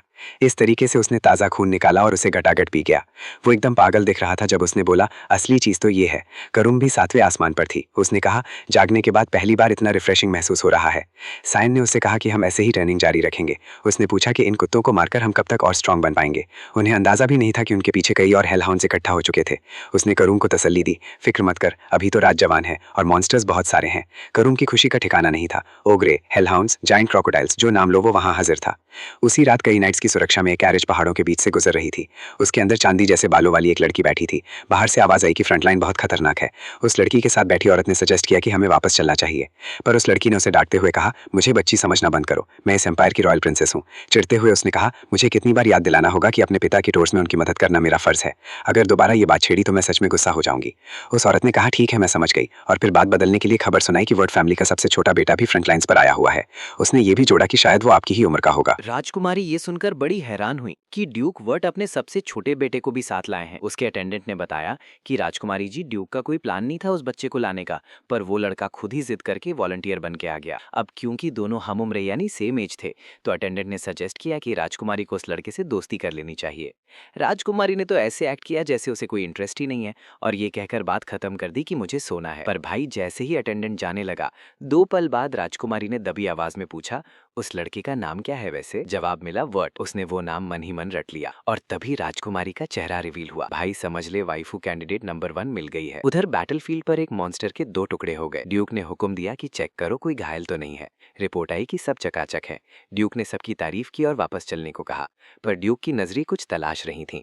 उन्होंने देखा कि आखिरी उड़ते हुए मॉन्स्टर को किसने ढेर किया। वो और कोई नहीं, हमारा सायन था। ड्यूक ने पूछा, बेटा सायन, फ्रंटलाइंस का माहौल कैसा लग रहा है, ढल गए कि नहीं? सायन ने बड़े अदब से जवाब दिया, पिताजी यहाँ हर दिन कुछ नया सीखने को मिल रहा है। ड्यूक को लगा था कि सायन वापस भागने की बात करेगा, पर वो टिक गया। ड्यूक ने कहा, मुझे गर्व है कि तूने इतने समय तक यहाँ इंड्योर किया। जाने से पहले उन्होंने कहा कि कल सुबह जल्दी मेरे टेंट में आना, कुछ ज़रूरी बात करनी है। सायन एकदम सरप्राइज था, क्योंकि उसने अपने बाप का ऐसा प्यार पहले कभी नहीं देखा था। रात हुई और माहौल एकदम डरावना हो गया। अचानक जमीन फाड़कर एक लंबा सा मॉन्स्टर बाहर निकला। शुक्र है सायन फुर्तीला था तो वो बच गया। भाई वो एक डेथ वर्म था, एकदम दैत्य जैसा बड़ा और मुंह नुकीले दांतों से भरा हुआ। ये साले घाटी की गहराइयों में मिलते हैं। करुण धुएं की तरह बाहर आई और बोली, मालिक आपकी तो हालत खराब हो रही है, लाओ कमान मुझे दे दो। पर सायन कच्चा खिलाड़ी नहीं था, उसे पता था कि करुण के दिमाग में क्या स्कीम्स चल रही हैं। करुण मुकर गई और वादा किया, अरे बस थोड़ी देर के लिए यूज करने दो, फिर आप संभाल लेना। उस डेथ वर्म की खाल इतनी मोटी थी कि उस पर मामूली चोट का असर ही नहीं हो रहा था, वो तुरंत रीजनरेट हो जाता। सायन को समझ आ गया कि आज से तो वो जन्मों तक लड़ता रह जाएगा। उसे फ्रंटलाइंस कराए 1 महीना हो चुका था। उसने अनगिनत राक्षसों का खून पिया था, पर उसे लगा कि अभी भी स्ट्रेंथ कम है। उसने हार मानकर करुण की बात मान ली। करुण तो भाई पागल हो गई खुशी के मारे। उसने अपनी स्किल एक्टिवेट की, thick fog 9th form demonic sword manifestation. Karun ने सायन की बॉडी का कंट्रोल लिया और एक ही झटके में उस कीड़े की मोटी खाल चीर दी। वो तड़पने लगा और खून की नदियां बहने लगी। फिर अगली स्किल चली, fog sword 8th fluttering petals. वो उस कीड़े की बॉडी पर इतनी तेजी से घुमा कि देखते ही देखते उसके चिथड़े उड़ गए। तभी वहां से ड्यूक की टोली गुजरी। उन्होंने एक ताज़ा मरी हुई लाश देखी। यूलन ने गौर किया कि यहाँ का माना बहुत ही खतरनाक है। उसे लगा ये किसी डीमन का काम हो सकता है। ड्यूक ने कहा, अगर मामला डीमन से जुड़ा है तो हम ढील नहीं दे सकते। उन्होंने हुक्म दिया कि पूरे एरिया की तलाशी लो और लाश को जला दो। ड्यूक ने जब बारीकी से तलवार के निशान देखे तो उन्हें लगा जैसे उन्होंने ये पहले कहीं देखा है, डेजा वू। तभी यूलन ने उन्हें टॉर्च चलाकर कुछ दिखाया। वो उसी डेथ फॉर्म की लाश थी जिसे हमारे हीरो ने मारा था। ड्यूक सोच में पड़ गए कि इस घाटी के सबसे खतरनाक कीड़े को इतनी बेरहमी से किसने मारा होगा। उन्हें शक हुआ कि शायद ये वही ऑर्गेनाइजेशन है जिसे वो जानते हैं। उन्हें क्या पता कि ये उनके अपने बेटे और उस डिमोनिक स्वॉर्ड मैनिफेस्टेशन का कमाल है, जिसमें करुण ने सायन की बॉडी लेकर अपनी असली औकात दिखाई थी। सायन को अच्छे से पता था कि करुण को अपनी बॉडी का कंट्रोल देना किसी पागलपन से कम नहीं है, क्योंकि अगर उसने जरा सी भी ढील छोड़ी तो वो शैतानी तलवार उसे पूरी तरह निगल रहेगी। जब वो सुबह सोकर उठा तो उसका अंग अंग टूट रहा था। उसने सोचा, भाई शुक्र है वो राक्षसी खून पी लिया था, वरना 1 महीने पहले वाली बॉडी होती तो अब तक हड्डियां चटक चुकी होती। तभी करुण अचानक बोली, अब मुझे सब समझ आ गया है। सायन को पल्ले नहीं पड़ा कि ये क्या बकवास कर रही है। उसने साफ बोला, देख भाई, तू बाहर से भले बच्चा दिखता है, पर तेरी बातें और हरकतें बच्चों वाली बिल्कुल नहीं है। करुण ने ताड़ लिया था कि जिस लेवल पर सायन उसे हैंडल कर रहा है वो किसी नए खिलाड़ी के बस की बात नहीं है। उसे लीमा वैली का चप्पा चप्पा पता था। उसकी तलवार की तकनीक एकदम मंझे हुए खिलाड़ियों जैसी थी, जैसे उसने कम से कम 30 साल ट्रेनिंग की हो। और जब सायन ने बताया कि वो एक बार मर चुका है तो करुण को यकीन हो गया कि ये बंदा रिग्रेसर है, यानी पास्ट से वापस आया है। सायन ने उसे ऐसे देखा जैसे वो कोई महामूर्ख हो। उसने चिढ़कर पूछा, अबे जब मैंने तुझे पहले ही बोल दिया था कि मैं मर चुका हूं तो तुझे खुद समझ नहीं आया क्या?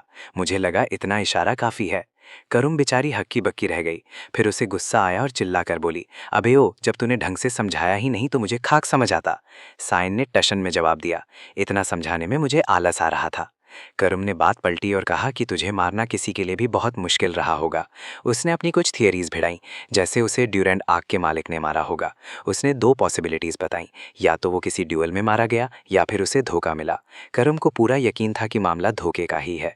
सायन ने पूछा, तुझे ऐसा क्यों लगा? उसने कहा, जिस तरह से तू उस होली सोर्ड को नफरत से देखता है, जैसे उस पर पैर रख देगा कोई भी बेवकूफ़ बता देगा। तेरा असली मकसद बदला लेना है ना? फिर उसने सायन को गीदड़ भभकी दी कि अगर तू कभी भी कमज़ोर पड़ा या हारने लगा तो मैं तुझे निगल जाऊंगी। सायन ने उसके सिर पर एक धौल जमाई और याद दिलाया, अपनी औकात में रह, मैं कोई नौसिखिया नहीं हूँ। करुण बेचारी चकराकर ज़मीन पर गिर गई। सायन ने मन ही मन सोचा, ये साला पिछले जन्म में भी ऐसी ही थी, रत्ती भर नहीं बदली। सायन टेंट से बाहर निकला तो देखा कि बाहर एकदम अफरा तफरी मची हुई है। एमिली हड़बड़ाहट में उसके पास आई। उसने पूछा, क्या हुआ भाई, इतना शोर क्यों है? एमिली ने बताया कि घाटी के मुहाने पर कुछ बहुत ऊंचे लेवल के मॉन्स्टर्स मिले हैं। सायन थोड़ा नर्वस हुआ। उसे लगा कहीं ये उसी डेथ वर्म की बात तो नहीं कर रही। एमिली ने बताया कि कैंप के इतने पास ऐसे खतरनाक मॉन्स्टर्स सालों बाद देखे गए हैं। सायन ने कुरेदा कि क्या किसी ने कोई शक किया बंदा या कुछ अजीब देखा। इससे पहले कि एमिली कुछ बोलती, योलेन आ गया और बोला, यंग मास्टर, ड्यूक साहब ने आपको अभी के अभी बुलाया है। सायन की अब असली फट रही थी। उसे लग रहा था कि मामला पेचीदा होने वाला था। कल रात वो लाशों को ठिकाने नहीं लगा पाया था क्योंकि सैनिक अचानक वहाँ पहुँच गए थे। उसने अपने दांत पीसते हुए सोचा, साला सोचा था अकेडमी जाने से पहले शांति से ज़िंदगी काटूंगा, पर ये प्लान तो चौपट होता दिख रहा है। वो ड्यूक के टेंट में गया और उन्हें ग्रीट किया। उसे पक्का यकीन था कि उसके बाप को पता चल गया है कि उन मॉन्स्टर्स का कचरा किसने किया है। ड्यूक ने उसे बैठने को कहा। सायन एकदम सीरियस और नर्वस होकर बैठ गया। दिमाग में 100 बहाने सोच रहा था कि क्या झूठ बोलेगा। ड्यूक ने सीधा मुद्दे की बात छेड़ी और पूछा, सायन ये बताओ कल रात तुम क्या कर रहे थे? सायन ने बिना पलक झपकाए झूठ बोला, जी मैं तो थककर जल्दी सो गया था। ड्यूक को शक हुआ क्योंकि तलवार के निशान सायन की टेक्निक से मेल खा रहे थे, पर फिर ड्यूक खुद ही सोच में पड़ गए। नहीं यार, मैं शायद ज़्यादा सोच रहा हूँ। सायन जैसा छोटा बच्चा डेथवर्म जैसे दैत्य को कैसे मार सकता है? नामुमकिन है। अपने बाप को ख्यालों में खोया देख सायन ने उन्हें टोकते हुए उनका ध्यान अपनी ओर खींचा। ड्यूक वर्ड को लगा कि कल रात जो भी कांड हुआ, साइन को उसके बारे में पहले से ही पता है। उन्होंने इसकी और गहराई से छानबीन करने का सोचा और उन्हें शक हुआ कि ये सब एक सीक्रेट ऑर्गेनाइजेशन मिस्ट का काम है। अब हमारा सायन तो शातिर खिलाड़ी है। उसने ऐसे प्रिटेंड किया जैसे उसने मिस्ट का नाम पहली बार सुना हो। फिर ड्यूक ने समझाया कि मिस्ट एक ऐसी ऑर्गेनाइजेशन है जो प्राचीन काल से चली आ रही है।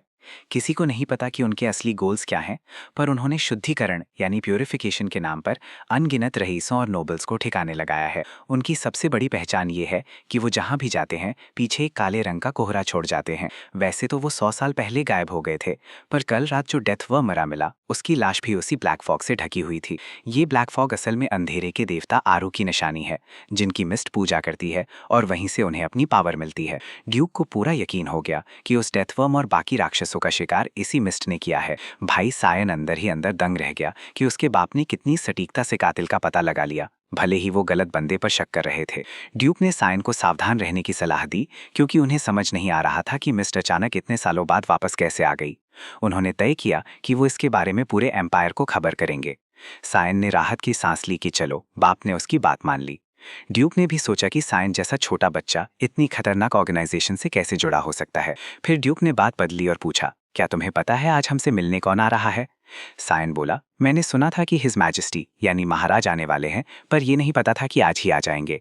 तभी ड्यूक ने उससे एक फेवर यानी मदद मांगी। अब बाप मदद मांग ले तो भाई थोड़ा नर्वस होना तो बनता है। तभी जोर से बिगुल बजा और ऐलान हुआ कि शहंशाह तशरीफ ला चुके हैं। ड्यूक के साथ सारे नाइट सम्मान में अपने घुटनों पर बैठ गए। सम्राट ने बड़े उत्साह से ड्यूक को उनके पहले नाम से पुकारा। वो अपनी घोड़ी से उतरे, खुद घुटनों पर आए और ड्यूक के कंधे थपथपाकर बोले, अरे यार इतने पोलाइट मत बनो, हम पुराने दोस्त हैं। जब सम्राट की नज़र सायन पर पड़ी तो वो थोड़े इंडिफरेंट लगे। सायन ने बड़े अदब से अपना इंट्रोडक्शन दिया। सम्राट ने टिप्पणी की कि इतनी छोटी उम्र में ऐसे खतरनाक माहौल में रहना इस बात का सबूत है कि ड्यूक के बच्चे आम बच्चों से अलग हैं। तभी सायन का वो गूफी यानी अतरंगी चेहरा सामने आया जब उसे ड्यूक का मांगा हुआ फेवर याद आया। पहले तो वो डरा हुआ था, पर बात बस इतनी थी कि उसे सम्राट के सामने ड्यूक के बेटे के तौर पर खुद को पेश करना था। पिछली जिंदगी में जब भी सम्राट आते थे, सायन हमेशा हवेली के किसी कोने में दुबका रहता था। आज अपने पिता का ये भरोसा देखकर उसका दिल भर आया। तभी सम्राट बोले, मैं भी किसी से मिलवाना चाहता हूँ। बग्घी से एक नन्ही परी जैसी लड़की बाहर आई। उसने अपना परिचय यूसुफ एम्पायर की 5वीं राजकुमारी अरिन स्यूस के रूप में दिया। सायन को तुरंत याद आया कि ये वही बेचारी और दुखियारी 5वीं राजकुमारी है। दरअसल ड्यूक ने सायन को ये काम सौंपा था कि वो पूरे दिन राजकुमारी अरिन के साथ रहे और उन्हें एस्कॉर्ट करे। ड्यूक ने उसे तसल्ली दी थी कि बेटा फिक्र मत कर, बस तुझे उनका साथ देना है। ड्यूक ने बताया कि राजकुमारी और सायन हम उम्र हैं और जब वो अकेडमी जाएंगे तो अक्सर एक दूसरे से मिलते रहेंगे। सायन को याद आया कि उसने पिछली जिंदगी में उसे क्लासेस के बीच देखा था। ड्यूक का मानना था कि शाही परिवार के किसी सदस्य से जान पहचान बढ़ाने में कोई बुराई नहीं है। वो चाहते थे कि इन दोनों में वैसी ही दोस्ती हो जैसी ड्यूक और सम्राट के बीच है। पर भाई सायन को लगा कि ड्यूक ने गलत बंदा चुन लिया है। राजकुमारी अरिन उसकी दोस्त नहीं बन सकती। हालांकि सायन कुछ बोल नहीं पाया क्योंकि वो फ्यूचर सिर्फ उसे पता था, पर उसे ये सब बड़ा अनोइंग लग रहा था। फिर भी उसने अभी के लिए आज्ञाकारी बनने का फैसला किया। तभी राजकुमारी अरिन कुछ बोलने लगी। उसने पूछा, ये नदी लाल क्यों है? सायन ने कंफर्म किया, क्या आप उस खून की नदी की बात कर रही हैं? सायन ने बड़े आराम से समझाया कि भाई एक छोटी सी धारा है जो पूरी लेमा वैली से होकर गुजरती है। इस पानी के लाल होने के पीछे कोई बहुत बड़ा रॉकेट साइंस नहीं है। असल में जो राक्षसी जानवर डेमोनिक बीस्ट्स बूढ़े हो जाते हैं या घायल होकर दूसरों से मुकाबला नहीं कर पाते, वो अपनी मर्जी से इस खून की नदी में कूद जाते हैं। फिर उन राक्षसों की लाशें और उनके शरीर की गंदगी उस नदी के पानी में मिल जाती है और माना की वजह से गलकर पूरे पानी को लाल कर देती है। ये सुनते ही राजकुमारी का तो भाई तोता उड़ गया। उसे यकीन नहीं हो रहा था कि वो एक ऐसी नदी देख रही है जिसमें लाशें और सड़न भरी हुई है। सायन ने मजे लेते हुए और नमक छिड़का, बोला, अरे ये तो कुछ भी नहीं, राक्षस इसमें नहाती भी हैं और इसे पीते भी हैं। उसने राजकुमारी को सलाह दी कि ये बहुत गंदी जगह है, तो इसमें पैर भी मत डालना। राजकुमारी का चेहरा घृणा से भर गया। उसने पूछा, इस नदी का अंत कहाँ होता है? सायन ने सपाट आवाज में कहा, सीधा डीमन रेल्म में। राजकुमारी के तो होश ही उड़ गए। वो पूछने लगी कि क्या सच में वहां राक्षस रहते हैं। अब सायन को शरारत सूझी। उसने एक डेविल्स वाली स्माइल दी और डराते हुए बोला, अगर आप इस नदी के किनारे किनारे चलती रहीं तो शायद आपकी मुलाकात डीमन किंग से भी हो जाए। राजकुमारी बुरी तरह सहम गई। सायन मन ही मन हंस रहा था कि वैसे तो कोई अक्लमंद बंदा ऐसा नहीं करेगा, पर उसे राजकुमारी की टांग खींचने में बड़ा मजा आ रहा था। तभी अचानक आसमान में एक तेज रोशनी चमकी, जिसने सबका ध्यान खींच लिया। राजकुमारी ने पूछा कि ये क्या है? सायन ने बताया कि ये पश्चिम में बना 3री सदी का पोस्ट है। पीली रोशनी का मतलब है कि राक्षसी जानवर हमला करने वाले हैं। राजकुमारी हैरान थी कि वहां भी राक्षस हैं। ड्यूक ने तुरंत हुक्म दिया कि सम्राट की रक्षा की जाए और गार्डियन नाइट डिवीजन के सैनिक उनके साथ 3री सदी के पोस्ट पर चलेंगे। पर सम्राट बोले, अरे वायलर, ऐसे मत करो यार। ड्यूक थोड़े उलझन में थे। उन्होंने पूछा, महाराज, क्या आपको लगता है कि आप यहाँ पिकनिक मनाने आए हैं? सम्राट ने जोश में अपनी तलवार निकाली और कहा, भाई मैं बोर हो रहा हूँ, आज तो मैं भी हाथ साफ करूंगा। ड्यूक ने ठंडी सांस भरी और सम्राट की बात मान ली। सम्राट ने अपने नाइट्स को ऑर्डर दिया कि वो सब इस राक्षस रेड में शामिल होंगे और जब तक आखिरी राक्षस मर नहीं जाता तब तक रुकेंगे नहीं। ड्यूक ने सायन को भी लड़ाई में शामिल होने को कहा और सायन ने तुरंत हाँ कर दी। राजकुमारी ने पूछा, क्या तुम इन राक्षसों से लड़ सकते हो? सायन ने बड़े टशन में कहा, हाँ, पर मैं पीछे से सपोर्ट करूंगा। उसने राजकुमारी से कहा कि वो सुरक्षित जगह शेल्टर पर चली जाए, पर भाई पासा पलट गया। राजकुमारी जिद करने लगी कि उसे भी साथ ले जाया जाए। सायन ने सोचा, ये बच्ची क्या बकवास कर रही है भाई। राजकुमारी बोली कि जब हम दोनों एक ही उम्र के हैं तो मैं क्यों नहीं आ सकती। सायन ने उबे हुए चेहरे के साथ उसे हकीकत दिखाई। सुनो, जंग में लोग मरते हैं, ये कोई खेल का मैदान नहीं है। पर राजकुमारी टस से मस नहीं हुई। सायन को अब चिढ़ होने लगी थी। उसने यूलान को आवाज लगाई। यूलान प्रकट हुआ और बोला कि वो शाही नाइट्स की जगह राजकुमारी को सुरक्षित कैंप तक छोड़ आएगा। राजकुमारी ने यूलान को ऐसे देखा जैसे वो उससे डर गई हो।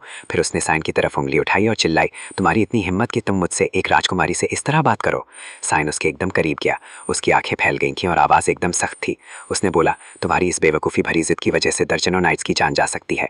एक पल का गलत फैसला ये तय कर सकता है कि तुम जिंदा बचोगी या जंग में मारी जाओगी। उसने एकदम डराते हुए पूछा, क्या तुम उन सबकी मौतों की जिम्मेदारी ले सकती हो? राजकुमारी की आंखों में आंसू आ गए। जाते जाते सायन ने कड़वी बात बोल दी, अगर बच्चों की तरह रोना ही है तो वापस घर चली जाओ। वहां राजकुमारी, यूलान और उसकी मेढ़ हक्के बक्के खड़े रह गए। मैदान में राक्षस पहुंच चुके थे। एक विशालकाय स्लाइम जैसा राक्षस था जिसने कई इंसानों को निगल लिया था। ड्यूक ने हुक्म दिया, कोई पीछे नहीं हटेगा। जैसे ही वो राक्षस के करीब पहुंचे, उन्होंने सबको रुकने और फॉर्मेशन बनाने को कहा। फिर आदेश गुंजा, महाराज की रक्षा करो और एक भी राक्षस को जिंदा मत छोड़ना। सब पूरे जोश में आगे बढ़े। साइन देख रहा था कि सम्राट की 2 पत्नियां थी। डायना क्विसल पहली पत्नी थी, पर वो अब इस दुनिया में नहीं रही। सम्राट की दूसरी बीवी है कसांड्रा नेपेलिस, जिसे साम्राज्य का सबसे बड़ा न्यायाधीश माना जाता है। पुरानी महारानी से 2 राजकुमारियां हुई और अभी वाली महारानी से तीसरा और चौथा राजकुमार। लेकिन भाई, ये एरन सेस यानी 5वीं राजकुमारी की कहानी तो एकदम अलग है। वो एक मामूली दासी की बेटी थी जिसे अवैध संतान माना जाता था। लोग उसे उसके मिले जुले खून की वजह से पुतली समझते थे, पर उसे रत्ती भर फर्क नहीं पड़ता था। उसने अपनी राजसी ड्यूटी निभाई और पढ़ाई लिखाई में सबसे आगे रही। लेकिन फिर क्या हुआ? जिन लोगों को उससे चिढ़ थी, उन्होंने उसे राजद्रोह के झूठे केस में फंसा दिया। उसे साम्राज्य से बाहर निकाल दिया गया और अफवाह उड़ी कि वो एक टापू पर बीमारी से अकेले मर गई। इसीलिए लोग उसे ट्रैजिक प्रिंसेस कहते हैं। अगर उसे धोखा ना मिला होता तो शायद वो एक खुशहाल जिंदगी जीती। करुम अचानक प्रकट हुई और बोली कि ड्यूक उसे पिछले जन्म में यही सब तो बताते रहते थे। सायन ने समझाया कि भाई, ये मामला अलग है। राजकुमारी का पाला तो गंदी राजसी राजनीति से पड़ा था। तभी दूर एक मॉन्स्टर पर बिजली कड़की। सायन ने देखा कि सम्राट तो भाई बड़े खिलाड़ी निकले। उनके पास होली लाइटनिंग वाली एबिलिटी थी। आसमान से कड़कती बिजलियों ने जमीन पर राक्षसों का काम तमाम कर दिया। सम्राट डायनी को लोग मैजिक रैंक का सितारा मानते हैं। अगर वो राजा ना बनते तो पक्का मेज एसोसिएशन के हेड होते। सायन का चेहरा एकदम मजाकिया हो गया जब उसने सोचा कि सम्राट के लिए ये बीच के लेवल के राक्षस तो कुछ भी नहीं है। ऐसा लग रहा था जैसे राजा बनना तो उनका बस एक शौक है। लड़ाई के बाद बढ़िया वाली लेकर परोसी गई। सम्राट बोले, यार वायलर, अर्ज से बाद तुम्हारे साथ जाम टकराने का मौका मिला है, पर अकेले पीने में मजा नहीं आ रहा। ड्यूक ने माफी मांगी और बोला, महाराज, मैं जंग के मैदान पर कभी शराब को हाथ नहीं लगाता। फिर सम्राट थोड़े गंभीर हुए। उन्होंने बताया कि साम्राज्य में आजकल बड़े बड़े वेईसों के कत्ल हो रहे हैं और इससे सब डरे हुए हैं। ड्यूक ने पूछा, क्या इन हत्याओं में कोई खास पैटर्न है? सम्राट बोले, हाँ, जितने भी रईस मारे गए हैं वो सब भ्रष्ट थे और हर मौके पर वो काला कोहरा पाया गया है। ड्यूक ने बताया कि उन्होंने भी जंग के मैदान पर इसके निशान देखे हैं।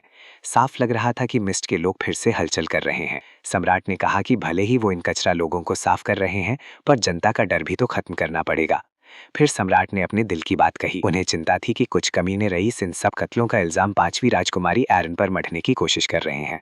सम्राट ने अभी तो उन्हें बकवास कहकर चुप करा दिया, पर उन्हें लगा कि कोई ग्रुप राजकुमारी का इस्तेमाल करना चाहता है। सम्राट ने ड्यूक से एक दोस्त के नाते फेवर मांगा। अगर मैं तुमसे पहले मर जाऊं तो उस बच्ची का ख्याल रखना। विलियम बर्ट ने वादा किया कि वो महाराज का हुक्म मरते दम तक निभाएंगे। उसी दिन बाद में तेज बारिश शुरू हो गई। सब अपने टेंटों में दुबके हुए थे। एमिली अभी भी हैरान थी। उसने पूछा, क्या बस इतना ही? वो एक राजकुमारी थी और आप उसे ऐसे ही छोड़ाए? उसने सायन को डांटा, अगर यही हाल रहा तो आपकी शादी कभी नहीं होने वाली। सायन ने मन ही मन सोचा, अबे वो कोई डेट थोड़े ही थी। वो फिर से बाहर जाने लगा तो एमिली को सब संभाल कर रखने को बोला। एमिली ने हैरान होकर पूछा, क्या आप इस तूफानी बारिश में भी फिर से ट्रेनिंग करने जा रहे हैं? सायन ने एमिली को तसल्ली दी कि सब ठीक है, पर उसे क्या पता था कि कोई बाहर खड़ा उसका इंतजार कर रहा है। एमिली ने जैसे ही बाहर झांका, उसकी आंखें फटी की फटी रह गईं। एक लड़की ने अपनी हुड हटाई। वो खुद राजकुमारी एरिन थी। उन्होंने पूछा, कहाँ जा रहे हो, और अगर सायन बिजी ना हो तो थोड़ी गपशप करने का ऑफर दिया। एमिली तो भाई फैन गर्ल बन गई, पागलों की तरह खुश। सब टेंट के अंदर गए और बाहर शाही नाइट्स पहरा देने लगे। राजकुमारी ने पूछा कि सायन को यहाँ आए कितना समय हो गया। उसने बताया 1 महीना। फिर उसने सीधे पूछा, आप यहाँ क्यों आई हैं? राजकुमारी थोड़ी झिझकी, फिर बोली कि जरा अपनी इस मेड को बाहर भेजो, ये अपनी गोल गोल आंखों से मुझे घूरे जा रही है। सायन ने एमिली को बाहर भेज दिया। एमिली जाते जाते बोल गई, आप दोनों अच्छा टाइम बिताना, जिससे दोनों शर्मिंदा हो गए। सायन ने मन ही मन सोचा, भाई 10 साल के बच्चे क्या खाक अच्छा टाइम बिताएंगे। राजकुमारी ने पहले की बदतमीजी के लिए माफी मांगी और माना कि उनका बर्ताव एक राजकुमारी जैसा नहीं था। सायन ने भी अपने रूखेपन के लिए माफी मांगी। राजकुमारी हंस पड़ी और बोली कि अगर मैं तुम्हारी जगह होती तो मैं भी यही कहती। उसने माना कि सायन उससे कहीं ज्यादा मैच्योर है। तभी राजकुमारी ने पूछा कि क्या वो भी एकेडमी में एडमिशन ले रहा है। वो दोस्ती का हाथ बढ़ाने ही वाली थी कि सायन ने बीच में ही बात काट दी। उसने बड़े रूखे अंदाज में कहा, देखिए मुझे नहीं लगता कि मैं आपके किसी काम आऊँगा। अगर आप यहाँ सिर्फ दोस्त बनाने आई हैं तो प्लीज़ आप जा सकती हैं। राजकुमारी का तो दिल ही टूट गया। उसकी आंखों में आंसू आ गए। उसने रोते हुए पूछा, क्या तुम भी मुझे वही पुतली शेल ऑफ अ प्रिंसेस समझते हो? सायन चुप रहा। राजकुमारी ने हार मान ली और बोली, मैं समझ गई, मुझसे दोस्ती करने में तुम्हारा कोई फायदा नहीं है। मैंने तुम्हारा वक्त बर्बाद किया। फिर उसने एक ऐसी बात कह दी जिसने आग लगा दी, तुम सर एशल से बिल्कुल अलग हो। ये सुनते ही सायन का पारा चढ़ गया। उसने झटके से राजकुमारी का हाथ पकड़ लिया। राजकुमारी चिल्लाई, क्या हुआ तुम्हें? पर सायन की आंखों में खून उतरा हुआ था। उसने कड़क कर पूछा, तुम मेरे भाई को कैसे जानती हो? राजकुमारी ने बताया कि पिछले साल एकेडमी के दौरे पर वो उनसे मिली थी और आशल ने उसे सलाह दी थी कि दूसरों की परवाह मत करो और बस एक राजकुमारी का फर्ज निभाओ। सायन समझ गया। उस कमीने एशल का असली चेहरा वो जानता था। उसे अंदाजा हो गया कि राजकुमारी को बर्बाद करने का प्लान उसी मुलाकात से शुरू हुआ था। सायन राजकुमारी को चेतावनी देने ही वाला था कि तभी एक कान फाड़ देने वाला धमाका हुआ। एमिली भागते हुए अंदर आई और चिल्लाई, भागो, पर बहुत देर हो चुकी थी। टेंट की छत फट गई और एक जोरदार हमला हुआ। एक विशालकाय ओगर राक्षस ने अपने गदा जैसे हथियार से सीधा टेंट पर हमला कर दिया था। नाइट्स पागलों की तरह टेंट की तरफ दौड़े। एमिली ने देखा कि दानव का हथियार जमीन में धंसा हुआ है। वो जोर जोर से यंग मास्टर का नाम पुकारते हुए रोने लगी। राक्षस के सामने आने पर पता चला कि वो एक बहुत बड़ा ओगर था। उधर दूसरी तरफ सम्राट को जैसे ही ये रिपोर्ट मिली कि ऊंचे लेवल के राक्षसों ने पीछे वाले कैंप पर हमला कर दिया है जहां राजकुमारी मौजूद है, उनके पैरों तले जमीन खिसक गई। सम्राट ने तुरंत शाही सेना को वहां कूच करने का हुक्म दिया। उनकी प्राथमिकता राजकुमारी को बचाना था। सम्राट बस यही सोच रहे थे कि आखिर वो बच्ची उस कैंप में किससे मिलने गई थी। वहां 1-2 नहीं, कई सारे ओगस भरे पड़े थे, पर अपना सायन भाई अभी जिंदा था। वो मलबे के पीछे छुपकर सब देख रहा था। भाई वहां सिर्फ राक्षस नहीं, वो डेथ वर्म्स भी रेंग रहे थे। सायन, एमिली, राजकुमारी एरन और कुछ नाइट्स एक बड़ी सी चट्टान के पीछे दुबके हुए थे। सायन ने सोचा, यार ये खतरनाक मॉन्स्टर्स तो घाटी के बहुत अंदर होते हैं, ये साले पीछे वाले कैंप में क्या कर रहे हैं? उसे शक हुआ कि शायद ये सब उसकी वजह से ही बदला है। एमिली बेचारी सुबक रही थी। उसे लगा सायन मर चुका है। उसने रोते रोते कसम खाई कि अब वो कभी उसका साथ नहीं छोड़ेगी। दरअसल जब टेंट की छत गिरी थी तो सायन बिजली की रफ्तार से राजकुमारी को बचाने के लिए लपका था। सायन ने मन ही मन सोचा, अबे अपने जमाने में मैंने डीमन किंग तक को चटकाया है, तो क्या मैं इन मामूली ओगस के हाथों मरूंगा? राजकुमारी एरन कैंप के नाइट्स के लिए बहुत परेशान थी। एमिली ने उन्हें दिलासा दिया कि फिक्र मत करो, हमारे नाइट्स बहुत स्ट्रांग हैं। राजकुमारी खुद को कोस रही थी कि उसकी वजह से सबकी जान खतरे में पड़ गई। एक नाइट ने बड़े जोश में कहा, राजकुमारी जी, हम साम्राज्य के नाइट्स हैं, आपकी रक्षा करना हमारा फर्ज है। भाई, ये उस बेचारे के आखिरी शब्द थे। सायन को कुछ खतरा महसूस हुआ और वो चिल्लाया, सब हटो यहाँ से। पर इससे पहले कि वो नाइट कुछ समझ पाता, एक विशाल काय खौफनाक ओगर के हाथ ने उसे दबोच लिया। उस हाथ ने उसे इतनी जोर से भींचा कि उस बेचारे के मुंह से खून निकल आया। राजकुमारी तो ये मंजर देखकर कांप गई। सायन तुरंत उसके सामने कूदा और हुक्म दिया, पीछे हटो। उस राक्षस ने एक शैतानी मुस्कान दी। सायन समझ गया कि ये साला उसी के पीछे पड़ा है। उसने दूसरों से कहा, तुम लोग राजकुमारी को लेकर भागो, मैं इसे उलझा कर रखता हूँ। एमिली ने इतनी फुर्ती से ठीक है बोला कि सायन भी हक्का बक्का रह गया। एमिली ने राजकुमारी का हाथ पकड़ा और नाइट से बोली, अबे खड़े क्या देख रहे हो, चलो यहाँ से। सायन को हल्की सी चिढ़ हुई कि ये लड़की भागने के लिए कितनी उतावली थी। राक्षस ने जोर से दहाड़ मारकर सायन का ध्यान अपनी ओर खींचा। हमारे हीरो ने अपनी तलवार निकाली, एक ऊंची छलांग मारी और राक्षस के हाथ पर गहरा घाव कर दिया।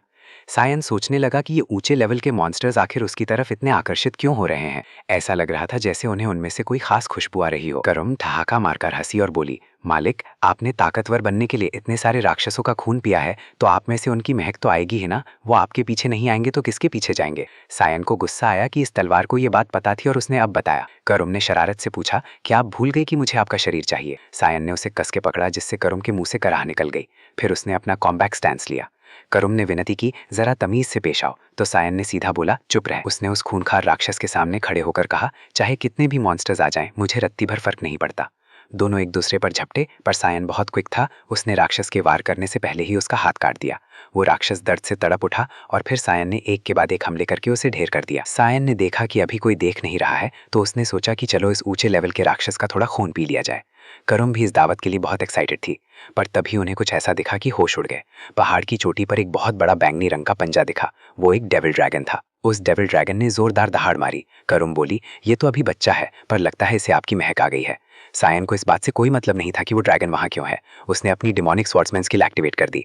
अब करुम उसके शरीर को कंट्रोल कर रही थी। उसने पहले तो कहा कि हमें इस ड्रैगन को पकड़ना चाहिए, पर फिर बात सुधारते हुए बोली, नहीं, हमें इसे खाना चाहिए। उधर दूसरी तरफ बाकी योगस का सामना सम्राट की बिजली से हो रहा था। आखिरी राक्षस के गिरते ही सम्राट ने पूछा, क्या ये आखिरी था। भाई, आज के लिए बस इतना ही। अब मिलते हैं इसके आगे वाले चैप्टर में। मैं और भी बहुत सारी मांगा को एक्सप्लेन कर रहा हूँ, क्योंकि ये भी मेरे एक सब्सक्राइबर भाई ने ही मुझे बताया था। अब देखते हैं भाई कि इस वाली वीडियो पे कितने व्यूज़ आते हैं। अगर रिस्पॉन्स बढ़िया रहा ना, तो ही मैं इसके आगे के चैप्टर्स लेकर आऊँगा, वरना भाई मेहनत वसूल भी तो होनी चाहिए ना। महाराज थोड़े परेशान थे। उन्होंने पूछा, राजकुमारी और तुम्हारे बेटे का क्या हुआ। ड्यूक ने हाथ जोड़कर माफी मांगी और बोला, महाराज, उस टेंट के आगे तो कोई सुराग ही नहीं मिल रहा। महाराज बोले, चलो कोई बात नहीं, मैं जानता हूं तुम्हें भी अपने बेटे की उतनी ही फिक्र होगी। पर ड्यूक ने बड़े पत्थर दिल होकर जवाब दिया, महाराज, मेरी फिक्र छोड़िए, अभी सबसे जरूरी राजकुमारी की सलामती है। सम्राट के चेहरे पर एक अतरंगी सा एक्सप्रेशन आया, जैसे वो ड्यूक को डांटने ही वाले हों। बोले, तुम तो बड़े बेरहम हो रहे हो यार। ड्यूक ने जवाब दिया, महाराज, एक वफादार सेवक को अपनी रक्षा खुद करना आना चाहिए। तभी एक नाइट भागता हुआ आया और बोला, राजकुमारी मिल गई हैं। महाराज ने जैसे ही एरन को देखा, उसका नाम पुकारा और कंधे पकड़कर पूछा, बेटा, कहीं चोट तो नहीं लगी। पर राजकुमारी तो एकदम पैनिक में थी। वो रोते रोते चिल्लाईं, पिताजी जल्दी कीजिए, हमें उन्हें बचाना होगा। महाराज ने पूछा, किसे बचाना है।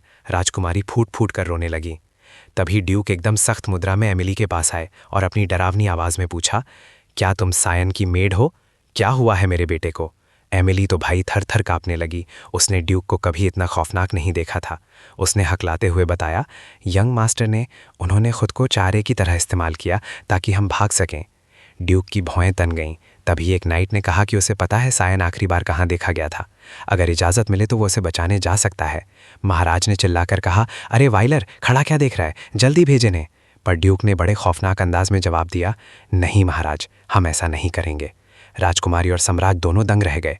ड्यूक ने कहा कि अभी सबसे ज़रूरी कैंप को संभालना है। अगर ये गिर गया तो राक्षस पूरे साम्राज्य में घुस जाएंगे। मौतें कम करनी है तो हमें इसे अभी दोबारा बनाना होगा। एमिली की आंखों से आंसू गिर रहे थे। उसने पूछा, पर यंग मास्टर का क्या।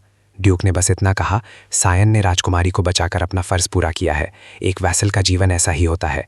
महाराज एकदम उदास हो गए और राजकुमारी खुद को कोसने लगी। तभी अचानक आसमान में एक भयानक दहाड़ गुंजी। सबकी गर्दनें ऊपर उठ गईं। उन्होंने देखा कि एक विशालकाय ड्रैगन आसमान में उड़ रहा है। राजकुमारी को अपनी आंखों पर यकीन नहीं हुआ। उस ड्रैगन की टांग पकड़कर कोई लटका हुआ था और जूम करके देखा तो पता चला वो हमारा सायन था। भाई, वो बड़ा मजाकिया लग रहा था। एक तरफ तो टांग को कस के पकड़ा हुआ था और दूसरी तरफ मन ही मन अपनी किस्मत पर रो रहा था। ड्रैगन भगवान की सबसे करीबी और ऊंची प्रजाति माने जाते हैं। कोई मामूली इंसान उनके पास जाने की हिम्मत नहीं करता। सायन सोच रहा था, भाई ऐसे महान जीव के दर्शन होना तो सम्मान की बात है, पर साला ये उन्हीं लोगों के ऊपर से क्यों उड़ रहा है जिन्हें मैं अपनी शक्ल नहीं दिखाना चाहता था। वो सीधा राजकुमारी के ऊपर से गुजरा। वो उसका नाम लेकर चिल्लाई। महाराज के तो होश ही उड़ गए कि अबे ये ड्रैगन कहाँ से आया, और वायलर तुम्हारा बेटा उसकी टांग पर क्या कर रहा है। महाराज पैनिक में थे, पर ड्यूक चुपचाप खड़े रहे। महाराज चिल्लाए, अबे खड़ा क्या है, उसे बचाएगा नहीं क्या। असल में सायन को ड्रैगन की सवारी का शौक नहीं था, वो तो बस उसका खून पीना चाहता था। उसे क्या पता था कि ये सब हो जाएगा। हुआ ये था कि जब वो डेविल ड्रैगन सामने आया तो सायन ने कहा कि इसे खाना है, पर तभी उसके सामने मॉन्स्टर्स का एक झुंड आ गया। करुम के कंट्रोल में सायन ने कहा, मेरे पास फालतू वक्त नहीं है। उसने fog sword rushing fog storm चलाया और एक झटके में सबको काट दिया। वो सीधा ड्रैगन के सामने जा कूदा और बोला, ये तो अभी बच्चा है। तभी उस ड्रैगन ने अपना मुंह खोला और एक भयानक लेजर बीम छोड़ी। वो हमला इतना जबरदस्त था कि रास्ते की जमीन के परखच्चे उठ गए। सायन ने ड्रैगन को साफ बोल दिया, देख भाई, पहली मुलाकात में मुंह पर थूकना बहुत बदतमीजी है। उसने आगे जोड़ा कि अब इसकी सजा तो मेरी तलवार ही देगी। और भाई उसने सीधा ड्रैगन की आंख पर वार कर दिया। आंख से खून बहने लगा और ड्रैगन का पारा 7वें आसमान पर चढ़ गया। उसने एकदम से झपट्टा मारा और सायन का पीछा करने लगा। पर कैरम के कंट्रोल में सायन तो बस मुस्कुरा रहा था। उसके पास एक धांसू चाल थी, 8 फ्लटरिंग पेडल्स। इससे एक जबरदस्त धमाका हुआ जिसने जमीन के परखच्चे उड़ा दिए। पर सायन का मान लिया कि भाई अभी मैं ड्रैगन से लड़ने के लायक नहीं हुआ हूं, कंधे जवाब दे रहे हैं। उसने मामला खत्म करने का सोचा। तभी ड्रैगन ने अपने पंख फड़फड़ाए जिससे हवा का एक तेज झोंका आया। सायन ने खुद से कहा कि मैं एक ही जाल में 2 बार नहीं फंसूंगा, पर तभी उसने कुछ ऐसा देखा कि उसकी हंसी छूट गई। ड्रैगन वहां से दुम दबाकर भाग रहा था। सायन एकदम हैरान, अबे ये छिपकली जैसा ड्रैगन तो भाग रहा है। वो उसे ऐसे जाने नहीं दे सकता था, तो उसने ड्रैगन को पकड़ने के लिए इतनी ऊंची छलांग लगाई कि अब वो खुद मुसीबत में फंस गया है। वही ड्रैगन की टांग वाला सीन। अब वो ऊपर से नीचे देखते हुए सोच रहा था कि शायद ड्रैगन से मिलना ही उसकी सारी किस्मत खर्च कर गया। कैरम ने पूछा, अरे मालिक क्या हुआ, कुछ कर क्यों नहीं रहे। सायन का चिढ़ा हुआ चेहरा बड़ा मज़ेदार लग रहा था। उसने बोला, अंधी है क्या, नीचे देख कितने लोग खड़े हैं। कैरम बोली, तो क्या हुआ, अगर तूने मुझे म्यान से बाहर निकाला है तो कुछ तो करना पड़ेगा ना। सायन ने पलट कर जवाब दिया, अबे पागल है क्या, इतने लोगों के सामने डिमोनिक सोर्ड चलाऊं, अगर इन्होंने देख लिया ना तो मुझे जिंदा जला देंगे। दोनों के बीच की ये नोकझोंक एकदम मज़ेदार थी। उधर नीचे ड्यूक के पैरों के पास एक जादुई घेरा बना। सायन ये देखते ही पैनिक में आ गया, क्योंकि ये 8 स्टार वाला खतरनाक जादू था। उसे पता था कि उसके पिता सीक्रेट स्वॉर्ड ऑफ हेवेंस चलाने वाले हैं और उन्हें रत्ती भर फर्क नहीं पड़ता कि उनका बेटा भी उसकी चपेट में आ जाएगा। आसमान में ड्रैगन के सिर की तरफ कई सुनहरी तलवारें छोड़ दी गईं। सायन ने मन ही मन तारीफ की, भाई बाप ने अपने महाद्वीप के रक्षक वाले टाइटल की इज्जत रख ली। तलवारें ड्रैगन की तरफ बढ़ रही थीं, पर ड्रैगन उन्हें चकमा दे रहा था। और मजे की बात सुन, सायन ड्रैगन के लिए चीयर कर रहा था। वो बोलने ही वाला था, हाँ भाई ऐसे ही बचता रहा, कि तभी उसने देखा कि एक तलवार साइड से आ रही है और उसे पता था कि ड्रैगन इससे नहीं बच पाएगा। तलवार ड्रैगन को लगी और वो सीधा नीचे गिरने लगा। सायन अपनी किस्मत को कोसने लगा कि इतना बढ़िया खाना हाथ से निकल गया। कैरम प्रकट हुई और पूछा, अब क्या इरादा है, या सीधा जमीन को चूमने का प्लान है। सायन बोला, अगर मैंने मिस्ट वाली स्किल यूज़ की तो लोग मुझे फूंक देंगे। कैरम भड़क गई, तो क्या तू खुद को मरने देगा। सायन का जवाब एकदम एपिक था। उसके चेहरे पर मुर्दों जैसे भाव थे। जब उसने कहा, पता नहीं भाई, अब मैं सोचना बंद कर रहा हूँ, पर तभी उसे कुछ महसूस हुआ। उसने कैरम से कहा, एक रास्ता है। कैरम के चेहरे पर खौफ आ गया। उसने पूछा, मालिक क्या आप उस गंदे पानी में गिरने का सोच रहे हो। सायन ने कहा, भाई और रास्ता ही क्या है। कैरम जोर से चिल्लाई, नहीं, और थपाक वो दोनों उसी खून वाली नदी में जा गिरे। सीन बदला, किसी को कुछ हलचल महसूस हुई। 2 सींगों वाले एक बंदे को बड़ी हैरानी हुई कि इस इलाके में डेविल ड्रैगन क्या कर रहा है। ये बड़ा दुर्लभ नज़ारा था। उसके पीछे खड़े दूसरे सींगों वाले बंदे ने कहा, लगता है छोटा ड्रैगन है, रास्ता भटक कर मुसीबत में फंस गया है। सफ़ेद बालों वाले पहले बंदे ने कहा, लगता है दूसरी तरफ कोई बहुत ताकतवर मॉन्स्टर है, पर दूसरे ने जवाब दिया, नहीं मालिक, उस बॉर्डर के उस पार तो इंसान रहते हैं। सफ़ेद बालों वाला हैरान रह गया, इंसान, नामुमकिन, एक ड्रैगन इंसानों से कैसे हार सकता है। तभी लाल बालों वाले बंदे ने सफ़ेद बालों वाले से पूछा, क्या हुआ मालिक, कुछ परेशान लग रहे हो। उसने जवाब दिया, मुझे वहाँ से एक अजीब सी एनर्जी महसूस हो रही है, कुछ अजीब है पर जानी पहचानी भी। लाल बालों वाले ने कहा, अगर इतनी ही चिंता है तो जाकर खुद ही चेक कर लो ना। वो सींगों वाला बंदा जिसे अपने लाल बालों वाले दोस्त ने टोक दिया था, बोला कि भाई मैं अपनी बोरियत मिटाने के लिए हर किसी को नहीं मारूंगा। तभी उस बंदे के पंख निकल आए और उसने कहा कि वो कोई मुसीबत खड़ी नहीं करेगा। उधर लाल पानी में कुछ बुलबुले उठे और हमारा सायन बाहर निकला। भाई उसकी हालत एकदम खस्ता थी, वो बुरी तरह थक चुका था। उसके चेहरे पर चिढ़ और घिन साफ दिख रही थी।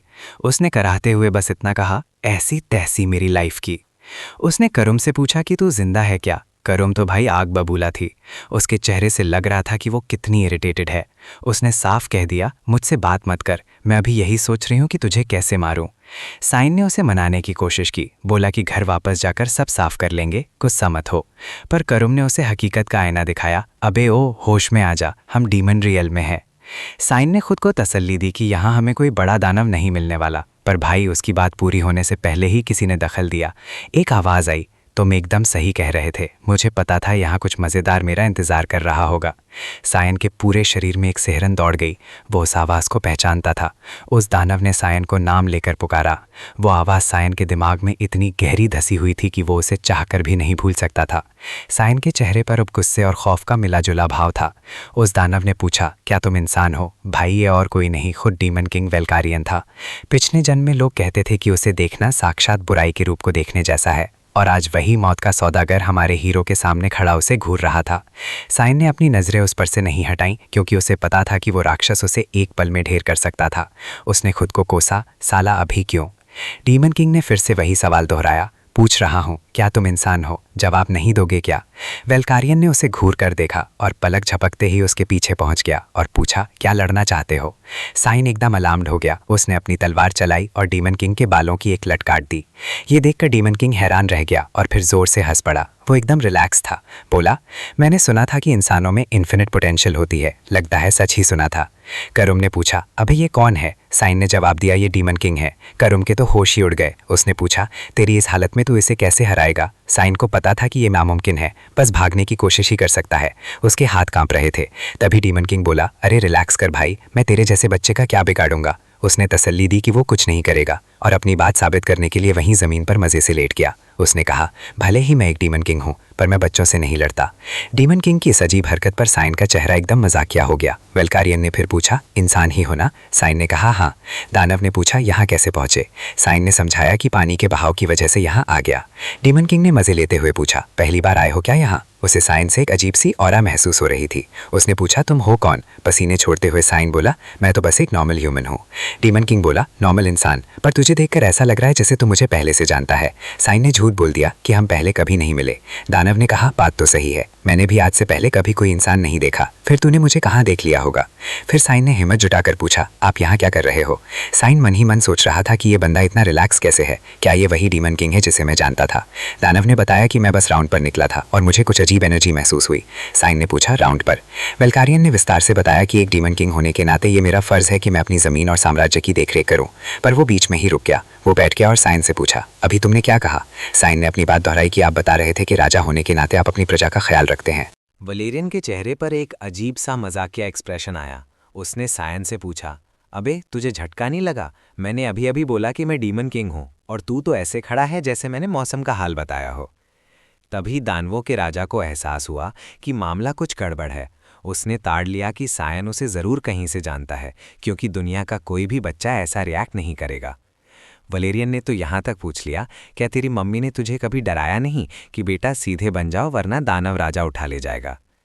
सायन मन ही मन सोचने लगा कि भाई ये वो डीमन किंग तो लग ही नहीं रहा जिसे मैं जानता था। उसे याद आया कि पिछले जन्म में दानवों का हमला जल्द ही शुरू होने वाला था, पर सामने खड़ा ये बंदा तो ऐसा लग रहा है जैसे इसे लड़ाई झगड़े में कोई इंटरेस्ट ही नहीं है। सायन सोचने लगा कि अगर ये इसका असली चेहरा है तो आखिर ऐसा क्या कांड हुआ जिसने इसे इतना बड़ा विलन बना दिया। उसने हिम्मत जुटाकर वलेरियन से पूछा, क्या आप वाकई डीमन किंग हैं और आप अपनी लाइफ में आखिर करना क्या चाहते हैं? दानव राजा मुस्कुराया और बोला, एक दानव से ऐसा सवाल पूछने के लिए भाई तू बड़ा बोल्ड है। पर उसने जवाब दिया, मैं बस इतना चाहता हूँ कि मेरी प्रजा अच्छी ज़िंदगी जिए और भरपेट खाना खाए। लेकिन, और तभी वो एकदम सीरियस हो गया, लेकिन अगर किसी ने भी बीच में आने की ज़रूरत की तो मैं उन सबको मौत के घाट उतार दूंगा, क्योंकि यही मेरा फ़र्ज़ है। सायन के पूरे शरीर में सिहरन दौड़ गई। उसे बस एक पल के लिए एहसास हुआ वही असली खौफनाक वेलकारियन जिसे उसने पिछले जन्म में देखा था। वो समझ गया कि वो शैतानी रूप अभी दबा हुआ है, पर भविष्य में कोई ऐसा इंसिडेंट होने वाला है जो इसकी बेड़ियां खोल देगा। सायन ने ठान लिया कि उसे उस हादसे को रोकना ही होगा। उसने डीमन किंग को एक डील ऑफर की। उसने कहा, जल्द ही आपके साथ कुछ ऐसा होगा जो आपकी प्रजा के लिए खतरा बन जाएगा। वेलकारियन को कुछ पल्ले नहीं पड़ा। क्या बकवास कर रहा है भाई? सायन ने समझाया, मुझे ठीक ठीक तो नहीं पता क्या होगा, पर मुझे यकीन है कि उस हादसे के बाद इंसानों और दानवों के बीच एक महायुद्ध छिड़ जाएगा। अब दानव राजा थोड़ा चिढ़ गया। वो खड़ा हुआ और पूछा, तेरा मतलब है कि मैं, दानवों का राजा, भविष्य में तुम्हारी ज़मीनें हड़पना चाहूँगा? सायन ने कहा, यही तो वजह है कि मैं नेगोशिएट करना चाहता हूँ। एकदम सीरियस होकर सायन बोला, मुझसे वादा कीजिए कि चाहे कुछ भी हो जाए, आप अपनी तरफ से युद्ध शुरू नहीं करेंगे।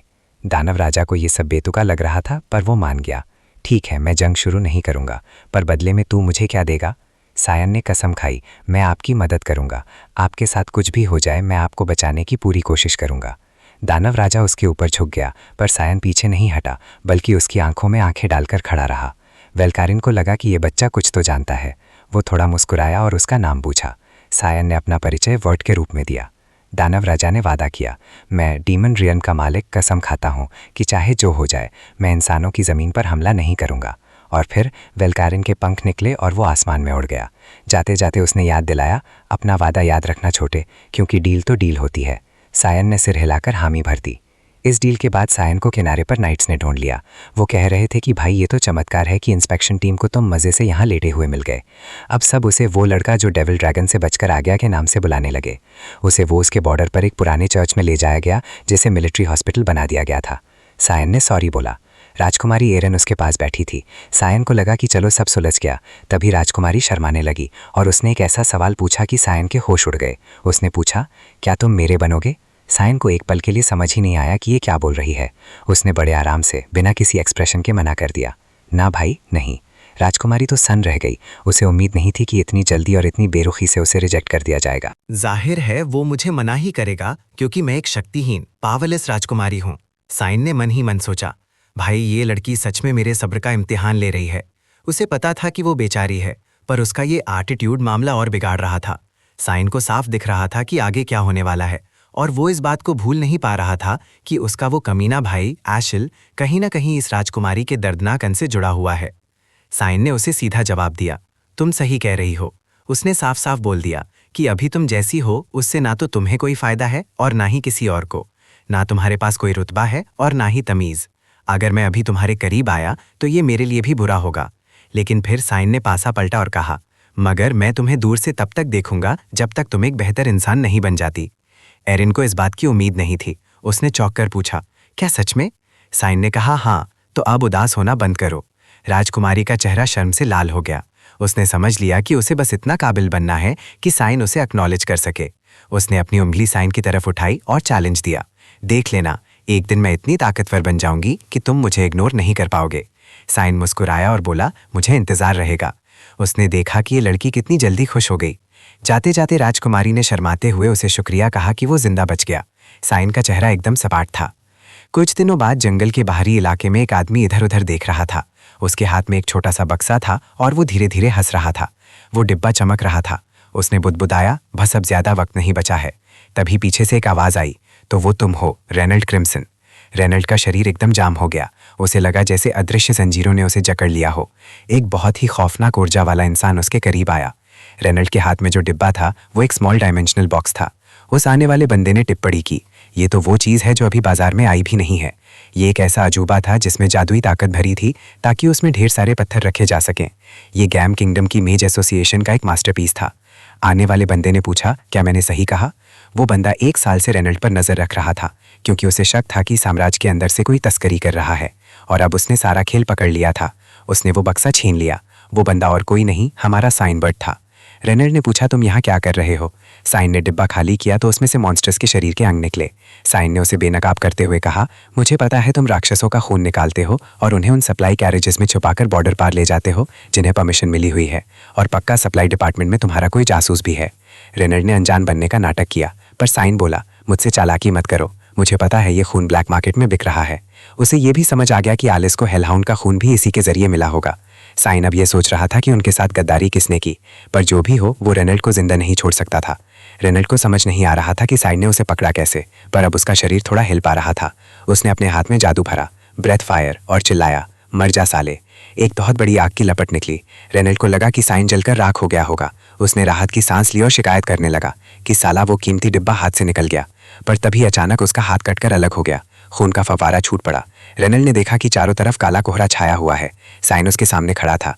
रेनल को लगा कि यह मिस्ट रहस्यमयी संस्था का बंदा है। साइन ने उसकी गर्दन दबोच ली और उसे 2 ऑप्शंस दिए। पहला, मुझे तस्करी का रास्ता और उस जासूस का नाम बताओ और आराम की मौत मरो। सायन ने रेनॉल्ड को दूसरा ऑप्शन दिया कि या तो चुपचाप सब सच उगल दे, वरना तुझे ऐसी मौत दूंगा कि खुद शैतान भी तेरे लिए दुआ मांगेगा। कुछ घंटों बाद वेलिया के पश्चिमी बॉर्डर वाले ट्रेडिंग पोस्ट पर मजदूर बड़े बड़े बक्से ढो रहे थे। 2 आदमी बड़े खुश थे कि इस बार माल ज्यादा निकलेगा। जैसे ही उन्होंने एक बक्सा खोला, भाई उनके होश उड़ गए। बक्से के अंदर रेनॉल्ड का कटा हुआ सिर रखा था। उनकी तो सिट्टी पिट्टी गुम हो गई कि ये कर कौन रहा है। वहीं दूर खड़ा एक नकाबपोश बंदा ये सब देख रहा था। वो अपना सायन था। करुम ने पूछा, अबे इन बाकी गुर्गों का कुछ नहीं करेगा क्या? सायन ने ठंडे दिमाग से कहा, रहने दे भाई, जो चेतावनी वार्निंग देनी थी वो पहुंच गई। असल में ये रेनॉल्ड साला गैम किंगडम का 7 सितारा मेग नाइट था, जो साम्राज्य की पीठ पीछे राक्षसी खून की तस्करी कर रहा था। ये सारा माल गैम किंगडम की मेज एसोसिएशन में जाता था। वो ऐसी जगह है जहां जादू के पीछे पागल लोग भरे पड़े हैं। वो इंसानियत की सीमाओं को पार करने के चक्कर में रहते हैं। अभी तो वो डायमेंशनल बॉक्स जैसी काम की चीज़ें बना रहे हैं, पर सायन को पता था कि आगे जाकर ये लोग इसी खून से बहुत गंदे प्रयोग करेंगे। करुम चकरा गई, बोली, मुझे लगा तू सिर्फ अपने लिए जीता है, पर ये तो तूने बड़ा नेक काम किया। सायन ने कटु स्वर में कहा, नेक काम खाक, मुझे बस ये पसंद नहीं कि फालतू के लोग राक्षसी खून का इस्तेमाल करें। अब सीन बदलता है एसएफ एम्पायर के एक महल की तरफ, जहां एशल खिड़की के बाहर देख रहा था। उसे खबर मिली कि सायन अपने पिता के साथ जंग के मैदान से वापस आ रहा है।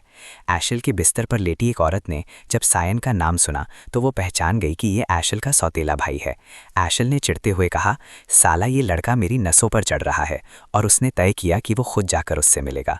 उधर बॉर्डर से बाहर निकलते ही एमिली तो भाई खुशी के मारे पागल हो रही थी। वो बोली, शुक्र है उस मनहूस जगह से जान छूटी, अब अकेडमी में तो मज़ा आ जाएगा। सायन ने मन ही मन बुदबुदाया, मज़ा नहीं पगली, ये तो मेरे लिए नर्क की शुरुआत है। एमिली को लग रहा था कि अकेडमी कोई सपनों की दुनिया है, पर हकीकत में वहाँ गंदी पॉलिटिक्स और जलन का बोलबाला था। लोग पढ़ाई से ज़्यादा नेटवर्किंग पर ध्यान देते थे।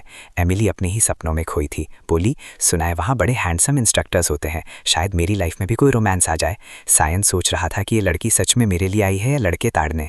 कुछ घंटों बाद जब सायन का सामान बग्घी से उतारा गया तो उसे किसी के जोर से हांफने की आवाज़ आई। वो क्रैन था। सायन को देखते ही वो थर थर कांपने लगा, और भाई वो तो दुम दबाकर ऐसा भागा जैसे भूत देख लिया हो। करुम ठहाका मारकर बोली, उस लूजर को पिछली लड़ाई का PTSD हो गया है। वैसे ये नमूना था कौन? सायन बोला, छोड़ उसे, मेरा सौतेला भाई था। करुम ने चुटकी ली कि तू अपने घर वालों से बिल्कुल अलग है, पर सायन को पता था कि उसका असली विपरीत तो कोई और है। जब वो घर के अंदर गया तो नौकरों और बटलर का बर्ताव एकदम बदला हुआ था।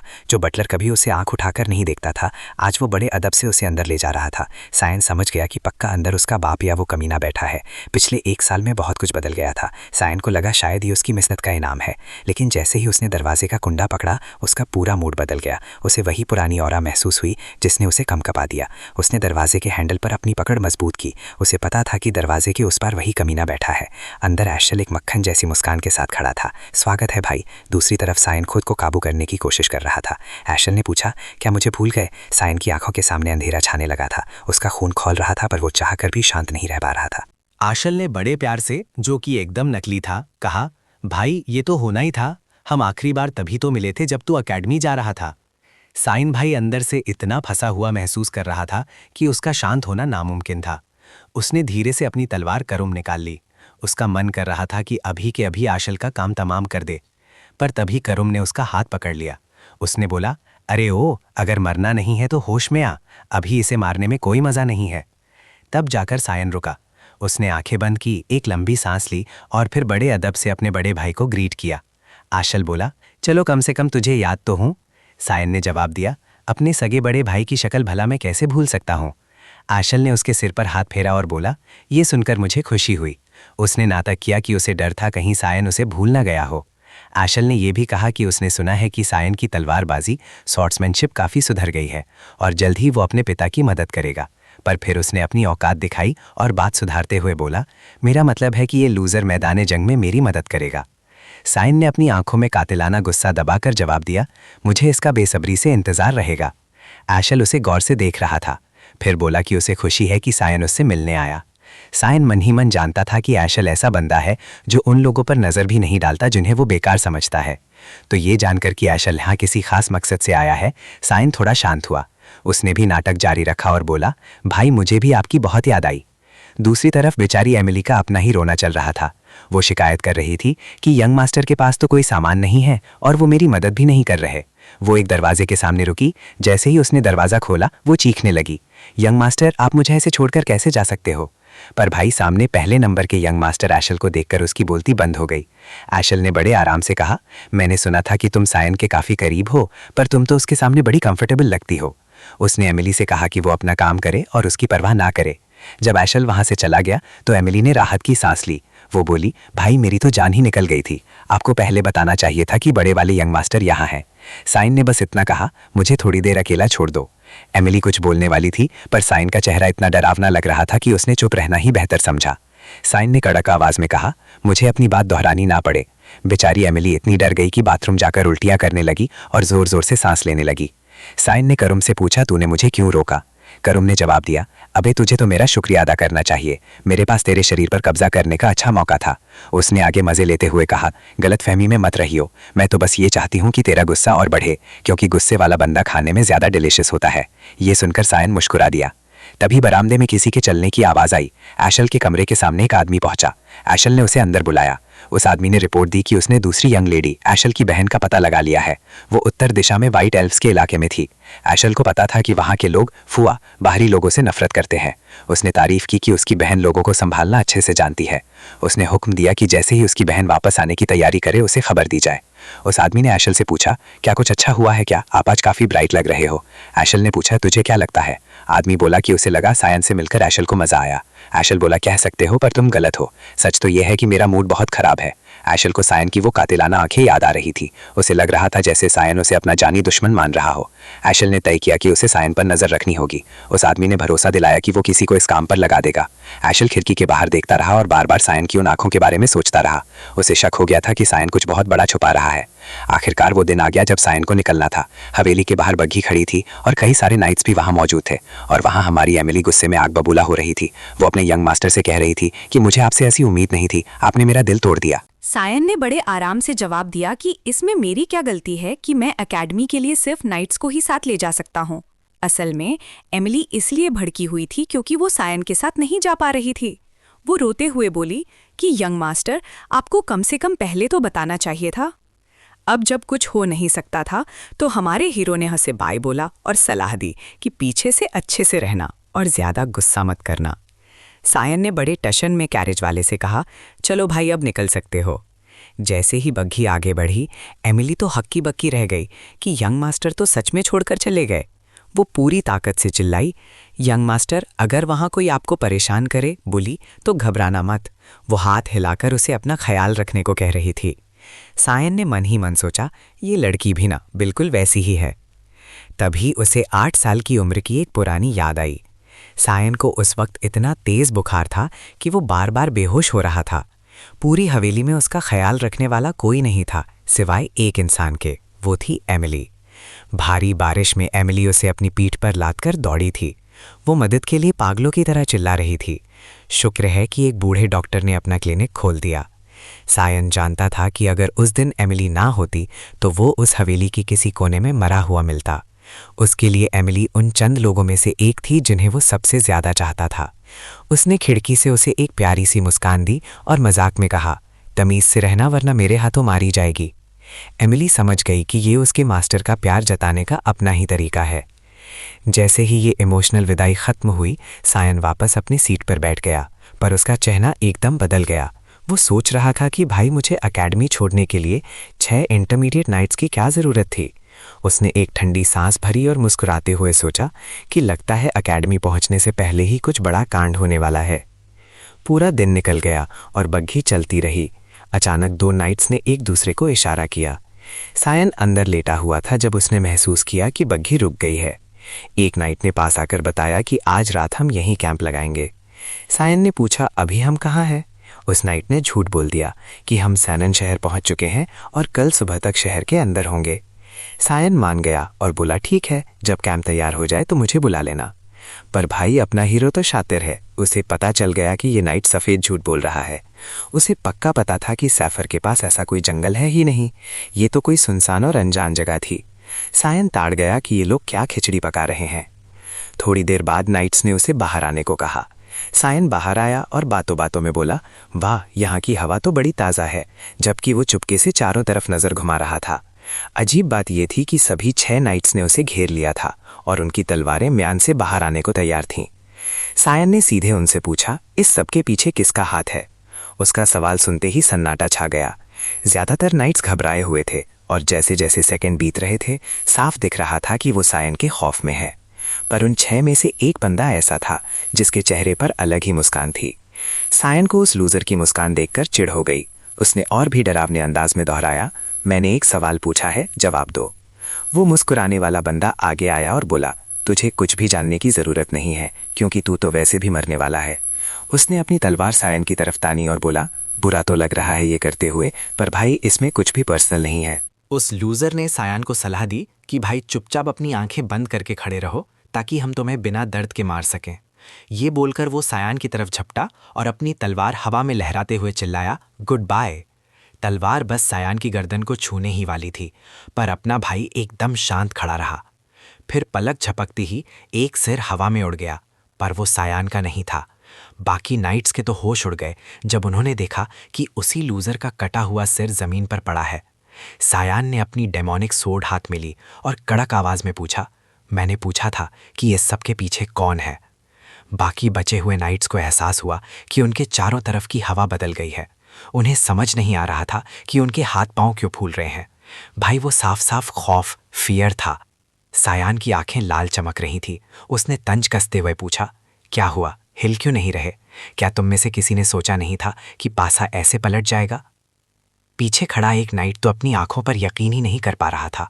बाकी सबने हिम्मत जुटाई और एक साथ सायन पर हमला किया, पर भाई वो तो मौत को दावत देने जैसा था। एक एक करके वो सब दर्द से चिल्लाने लगे और सायन उनकी छाती चीरता चला गया। जब एक नाइट ने डरकर भागने की कोशिश की तो सायन ने अपनी तलवार उसकी तरफ ऐसे फेंकी जैसे कोई खिलौना फेंक रहा हो, सीधा बुल्सआई। अब सिर्फ एक नाइट जिंदा बचा था और उसकी आंखों से टप टप आंसू गिर रहे थे। खून से लथपथ जमीन पर अपने 5 साथियों की लाशें देखकर वो पलक झपकाना भी भूल गया। वो सोच रहा था कि क्या ये सच में 11 साल का बच्चा है। सायन ने हाथ बढ़ाया और तलवार जादुई तरीके से उसके हाथ में वापस आ गई। उस नाइट को समझ आ गया कि ये लड़का ड्रैगन से लड़कर जिंदा क्यों वापस आया था। वो डर के मारे अपनी तशरीफ के बल पीछे खिसकने लगा। सायन धीरे धीरे उसके पास आया और हुक्म दिया, सब कुछ सच सच उगल दे, तेरी जान इस जानकारी से कहीं ज्यादा कीमती है। वो डरपोक फौरन टूट गया और उसने सारा सच उगल दिया कि इस सब के पीछे मिसेस मार्गरेट का हाथ है। सायन को थोड़ा दुख हुआ कि इंटरोगेशन इतनी जल्दी खत्म हो गई। अगले दिन बग्घी फिर से रास्ते पर थी। सायन ने उस नाइट की जान बख्श दी थी और वो अब सायन को और भी जानकारी दे रहा था। अपना हीरो बग्घी की छत पर मजे से लेटा हुआ था जब उसे पता चला कि उसके फुसफुस सौतेले भाई क्रैन ने अपनी माँ से ये फेवर मांगा था। जैसे ही सायन को पता चला कि ये उस लूजर भाई की हरकत है, उसके चारों तरफ एक डार्क ऑरा छा गई। उसने मन ही मन सोचा, बेटा जब अगली बार मिलूंगा ना तो तुझे ऐसा सबक सिखाऊंगा कि याद रखेगा। तभी उस नाइट ने सहमी हुई आवाज में पूछा, यंग मास्टर, अब मेरा क्या होगा? क्या आप मुझे मार देंगे? सायन ने देखा कि उसकी आंखों में आंसू हैं, पर वो बोला, तो इस बारे में उतना दुखी नहीं लग रहा। नाइट ने ईमानदारी से कहा, भाई हमला हमने शुरू किया था, तो अगर आप मुझे मार भी दें तो मुझे कोई शिकायत नहीं होगी। माहौल को थोड़ा हल्का करने के लिए सायन बोला, चलो अब चुपचाप बग्घी चलाओ। फिर उसने एक पते की बात कही, बेकार होने में और जिंदा रहने की कोई कीमत ना होने में फ़र्क होता है। ये सुनकर उस नाइट का दिल भर आया और उसने सायन का शुक्रिया कहा।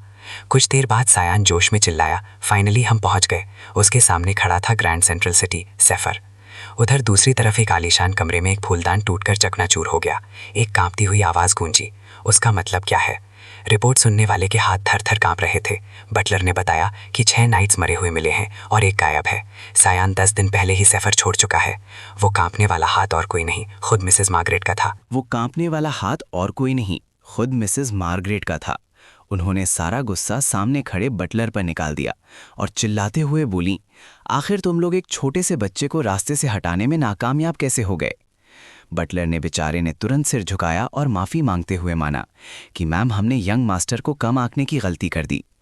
पसीने से तरबतर होकर उसने आगे जोड़ा कि पक्का पर्दे के पीछे कोई है जो उनकी मदद कर रहा है।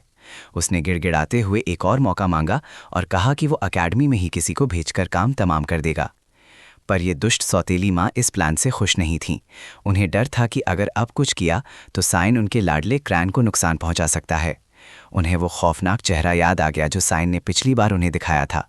वो चाहती थीं कि उनका बेटा कम से कम सही सलामत ग्रेजुएट तो हो जाए। उन्होंने पीछे मुड़कर हुक्म दिया, अब कुछ मत करना। बटलर समझ गया, पर जाने से पहले उन्होंने साफ कह दिया कि इस बातचीत और साइन के बारे में किसी को कानो कान खबर नहीं होनी चाहिए। जो भी जानता है उसे ख़त्म कर दो। बटलर बाहर निकला, पर उसे क्या पता था कि गलियारे की दूसरी तरफ से कोई उस पर नज़र रखे हुए था। अब बात करते हैं अपने हीरो की। वो एक छोटी सी झपकी ले रहा था। सफ़ोर शहर छोड़े 10 दिन बीत चुके थे। वो नाइट जिसकी जान बख्श दी गई थी, जिसका नाम ब्रायन था, वो तब से साइन के वफादार नौकर की तरह काम कर रहा था। साइन को पता था कि मार्गरेट को खबर लग गई होगी कि वो जिंदा है और अब वो शांति से रॉयल एकेडमी पहुंच जाएगा। बस उसे ये सोचना था कि इस ब्रायन का क्या किया जाए। ब्रायन ने बताया, यंग मास्टर, हम पहुंच गए। साइन ने थोड़े चिढ़े हुए अंदाज में कहा, हाँ हाँ ठीक है। उसे पुराने दिन याद आ गए क्योंकि वो फिर से उसी रॉयल एकेडमी में था। बग्गी गेट पर रुकी और उसने सोचा कि भाई यहाँ की यादें कुछ खास अच्छी तो नहीं है, पर इसी जगह ने उसे बहुत बदला था। अंदर जाते ही साइन ने अपना खानदानी एम्ब्लेम दिखाया और बोला, मैं ड्यूक वेरिट परिवार से साइन वेरिट हूँ। वहाँ मौजूद छात्रों से देखकर दंग रह गए। एक लड़की ने होश संभालते हुए तुरंत उसे अकोमोडेट किया और बताया कि आपका रजिस्ट्रेशन हो चुका है, बस अपने कमरे में जाकर इंतजार कीजिए। 2 दिन बाद एंट्रेंस सेरेमनी और एलिमेंटल टेस्ट है। लड़की ने उसे कमरे की चाबी और एक चिट्ठी दी। चाबी देखते ही साइन के होश उड़ गए। उसने पूछा कि आप श्योर हैं कि कोई गलती नहीं हुई। कुछ देर बाद सामान फर्श पर गिर गया और ब्रायन का मुंह खुला का खुला रह गया। भाई, जो कमरा उसे मिला था वो कोई मामूली कमरा नहीं बल्कि रॉयल हॉल था। ये इतना आलीशान था कि एकेडमी के बाकी कमरों से इसकी कोई तुलना ही नहीं थी। साइन सोचने लगा कि हमारे खानदान में आज तक किसी को ऐसी वीआईपी खातिरदारी नहीं मिली, पक्का इसके पीछे किसी का हाथ है। उसने ब्रायन की हैरानी दूर करते हुए पूछा, सारा सामान आ गया? ब्रायन ने घबराते हुए हाँ कहा। अब जब सारा सामान कमरे में था, साइन ने अपने कोट की जेब में हाथ डाला और बड़े सीरियस होकर ब्रायन से बोला, तुम्हारा काम खत्म हुआ। ब्रायन को लगा कि साइन अब उसे मार देगा। वो गिड़गिड़ाने लगा, 1 सेकंड रुकिए। पर उसे हैरान करते हुए साइन ने उसे सोने के सिक्कों से भरी एक थैली थमा दी। ब्रायन अक्का बक्का रह गया, ये पैसे किस लिए? साइन चलते चलते बोला, ये पिछले कुछ दिनों की तुम्हारी मेहनत की कमाई है। इतने पैसे काफ़ी होंगे एक नई जिंदगी शुरू करने के लिए, क्योंकि अगर तुम वापस गए तो मारे जाओगे। ब्रायन एकदम निशब्द रह गया और फिर अचानक वो घुटनों के बल बैठ गया और कुछ ऐसा चिल्लाया कि साइन भी रुक गया। मैं ब्रायन केंड्रिक वेरिट परिवार का ऑफिशियल नाइट आपसे इजाज़त मांगता हूँ कि मैं अपनी पूरी जिंदगी आपकी सेवा में बिता सकूँ। कमरे में जो जोश और हाइप वाली फीलिंग होनी चाहिए थी वो तो जैसे गायब ही हो गई। साइन ये जानकर एकदम शॉक में था कि ब्रायन एक नाइट है। उसे यकीन ही नहीं हो रहा था। ब्रायन ने अपना दुखड़ा सुनाया कि वो सबसे निचले दर्जे का सिपाही था और उसे अक्सर एक कोचवान की तरह ही ट्रीट किया जाता था। उसने सिर झुकाकर कहा, मेरे पिता कहते थे कि अगर लाइफ में कोई ऐसा इंसान मिले जिस पर तुम भरोसा कर सको तो बिना सोचे उसकी सेवा में लग जाना। सायन ने एक ठंडी सांस ली और बोला, भाई ये तो बहुत बेवकूफ़ी भरी बात है। सायन की बातों और उसके चारों तरफ की डाक और आने ब्रायन को थोड़ा डरा दिया। सायन ने पूछा, तुझे कैसे पता कि मैं भविष्य में तेरी पीठ में छुरा नहीं घोंपूंगा? ब्रायन ने बिना पलक झपकाए जवाब दिया, मालिक, अगर आप आगे चलकर मेरी जान भी ले लें तो भी मुझे फर्क नहीं पड़ता। सायन ने उसके कंधे पर हाथ थपथपाया और उसे बीच में ही रोकते हुए बोला, मेरे साथ गद्दारी करने के बारे में सोचना भी मत। भाई, ये सायन का उसे अपना नाइट स्वीकार करने का अपना टशन वाला तरीका था। फिर उसने दरवाज़ा खोला और ब्रायन से बोला, हम एंट्रेंस सेरेमनी में नहीं जाएंगे, सीधा एलिमेंटल टेस्ट में पहुंचेंगे। ब्रायन तो अभी भी अपनी किस्मत पर यकीन नहीं कर पा रहा था। उधर रॉयल एकेडमी के डीन के ऑफिस में 2 लोग इस साल के टैलेंटेड स्टूडेंट्स के बारे में बात कर रहे थे। टेस्टिंग हॉल में उम्मीदों से भरे छात्रों की भीड़ लगी थी। तभी मंच के बीचों बीच सफ़ेद बालों वाली एक लड़की खड़ी हुई। वो और कोई नहीं, राजकुमारी एरन थी। जब उनका इवैल्यूएशन हुआ तो पता चला कि उनकी मैना रैंक 2 सितारा है, फिजिकल रैंक B है और उनका एलिमेंट लाइट 52% है। अगला नंबर एक तगड़े शरीर वाले लड़के का था जिसका नाम सेथ चाहरकिन था। उसकी मैना रैंक 3 सितारा थी, फिजिकल रैंक AA और उसका एलिमेंट सैंड 71% निकला।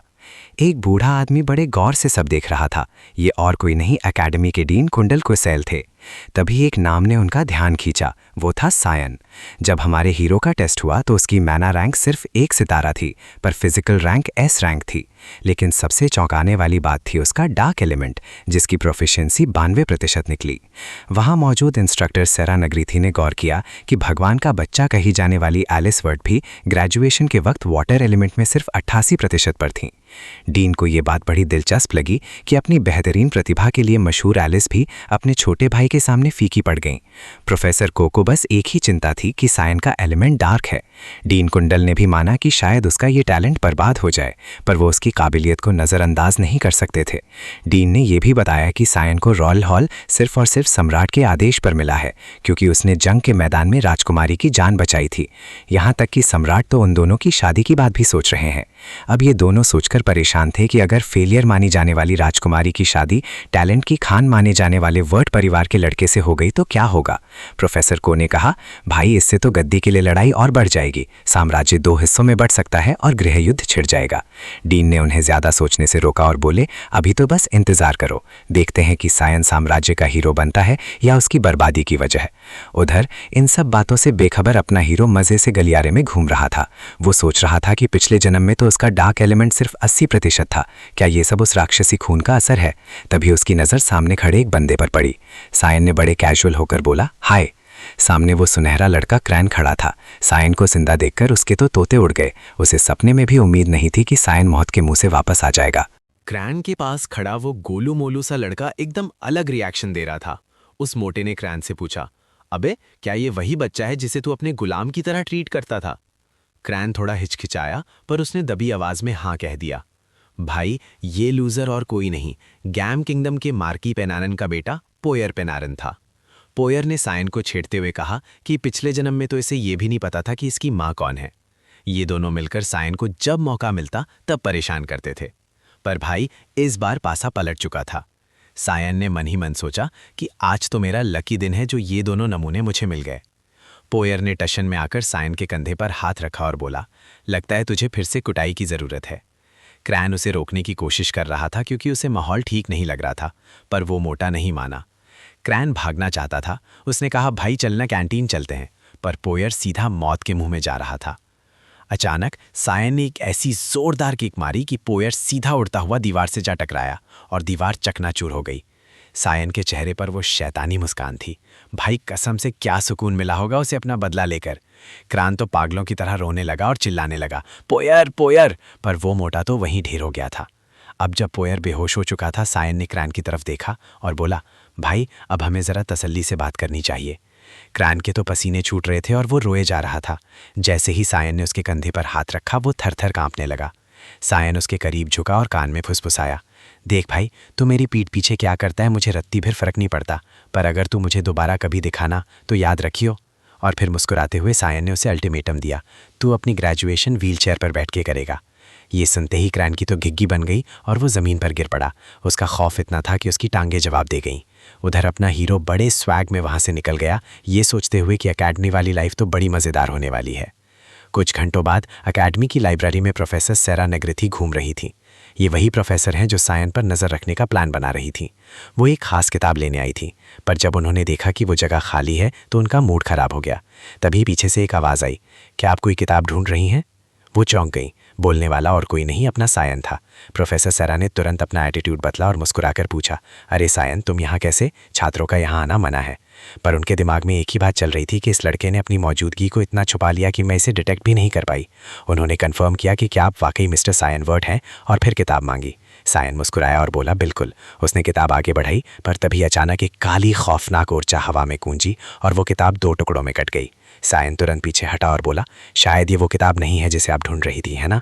वो उन्हें इंस्ट्रक्टर सेरा बोलने ही वाला था कि रुक गया। उसने खुद को सुधारा और उनका असली चेहरा बेनकाब कर दिया। आप कोई आम प्रोफेसर नहीं, बल्कि हत्यारों के संगठन की मास्टरमाइंड मिस्ट की हेल्म सेरा नेग्रिथी हैं। सेरा की आंखें एकदम ठंडी और डरावनी हो गई। उन्होंने पूछा, तुझे ये बात कैसे पता चली? सायन को अपना पिछला जन्म याद आया। तब वो इस प्रोफेसर को एक साधारण औरत समझता था। पिछले जन्म में सेरा उसके पास आई थी और पूछा था, तुम्हारी एकेडमी वाली लाइफ कैसी चल रही है?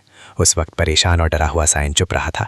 सेरा ही उसकी काउंसलिंग करती थी ताकि उसे करीब से जान सके। उस वक्त सायन की आंखों में खालीपन था, पर जब सेरा ने कहा था कि मुझे तुम में बहुत पोटेंशियल दिखता है, तो सायन को लगा था कि ये कोई मजाक है, क्योंकि वो तो अपने ही भाई से पिटता रहता था। पर उसका चेहरा तब बदल गया था जब सेरा ने कहा था, मैं तुम में बहुत ज़्यादा इंटरेस्ट रखती हूँ। पिछले जन्म में सीरा ने बड़े प्यार से कहा था, 84% 84% डार्क एलिमेंट वाला बंदा देखना बड़ा दुर्लभ है। साइन थोड़ा शर्मा गया था, बोला, किसी ने मुझसे कहा था कि ये कोई खास एलिमेंट नहीं है। तब सीरा ने उसे चने के झाड़ पर चढ़ाया था कि इंसानियत को इसके बारे में ज़्यादा पता नहीं है, पर मुझे लगता है कि तुम्हारा पोटेंशियल असीम है। उस वक्त बेचारा साइन उनकी मासूम मुस्कान और चिकनी चुपड़ी बातों में आ गया था। उसे लगा था कि ये लेडी उसकी मदद करेगी। पर आज के साइन को सब समझ आ रहा था। उसने मन ही मन सोचा, धत तेरी की, वो सारी मुस्कान तो बस एक दिखावा थी। पिछले जन्म में वो एस रैंक होने के बावजूद धोखा खा गया था, क्योंकि वो समझ ही नहीं पाया कि उसे बेवकूफ़ बनाया जा रहा है। ये प्रोफेसर का चोला तो बस उसकी असली पहचान छुपाने का एक जरिया था। साइन ने खुद को पक्का कर लिया कि अब मैं इसकी मासूम शक्ल के झांसे में नहीं आने वाला, क्योंकि ये औरत एक असैसिन है।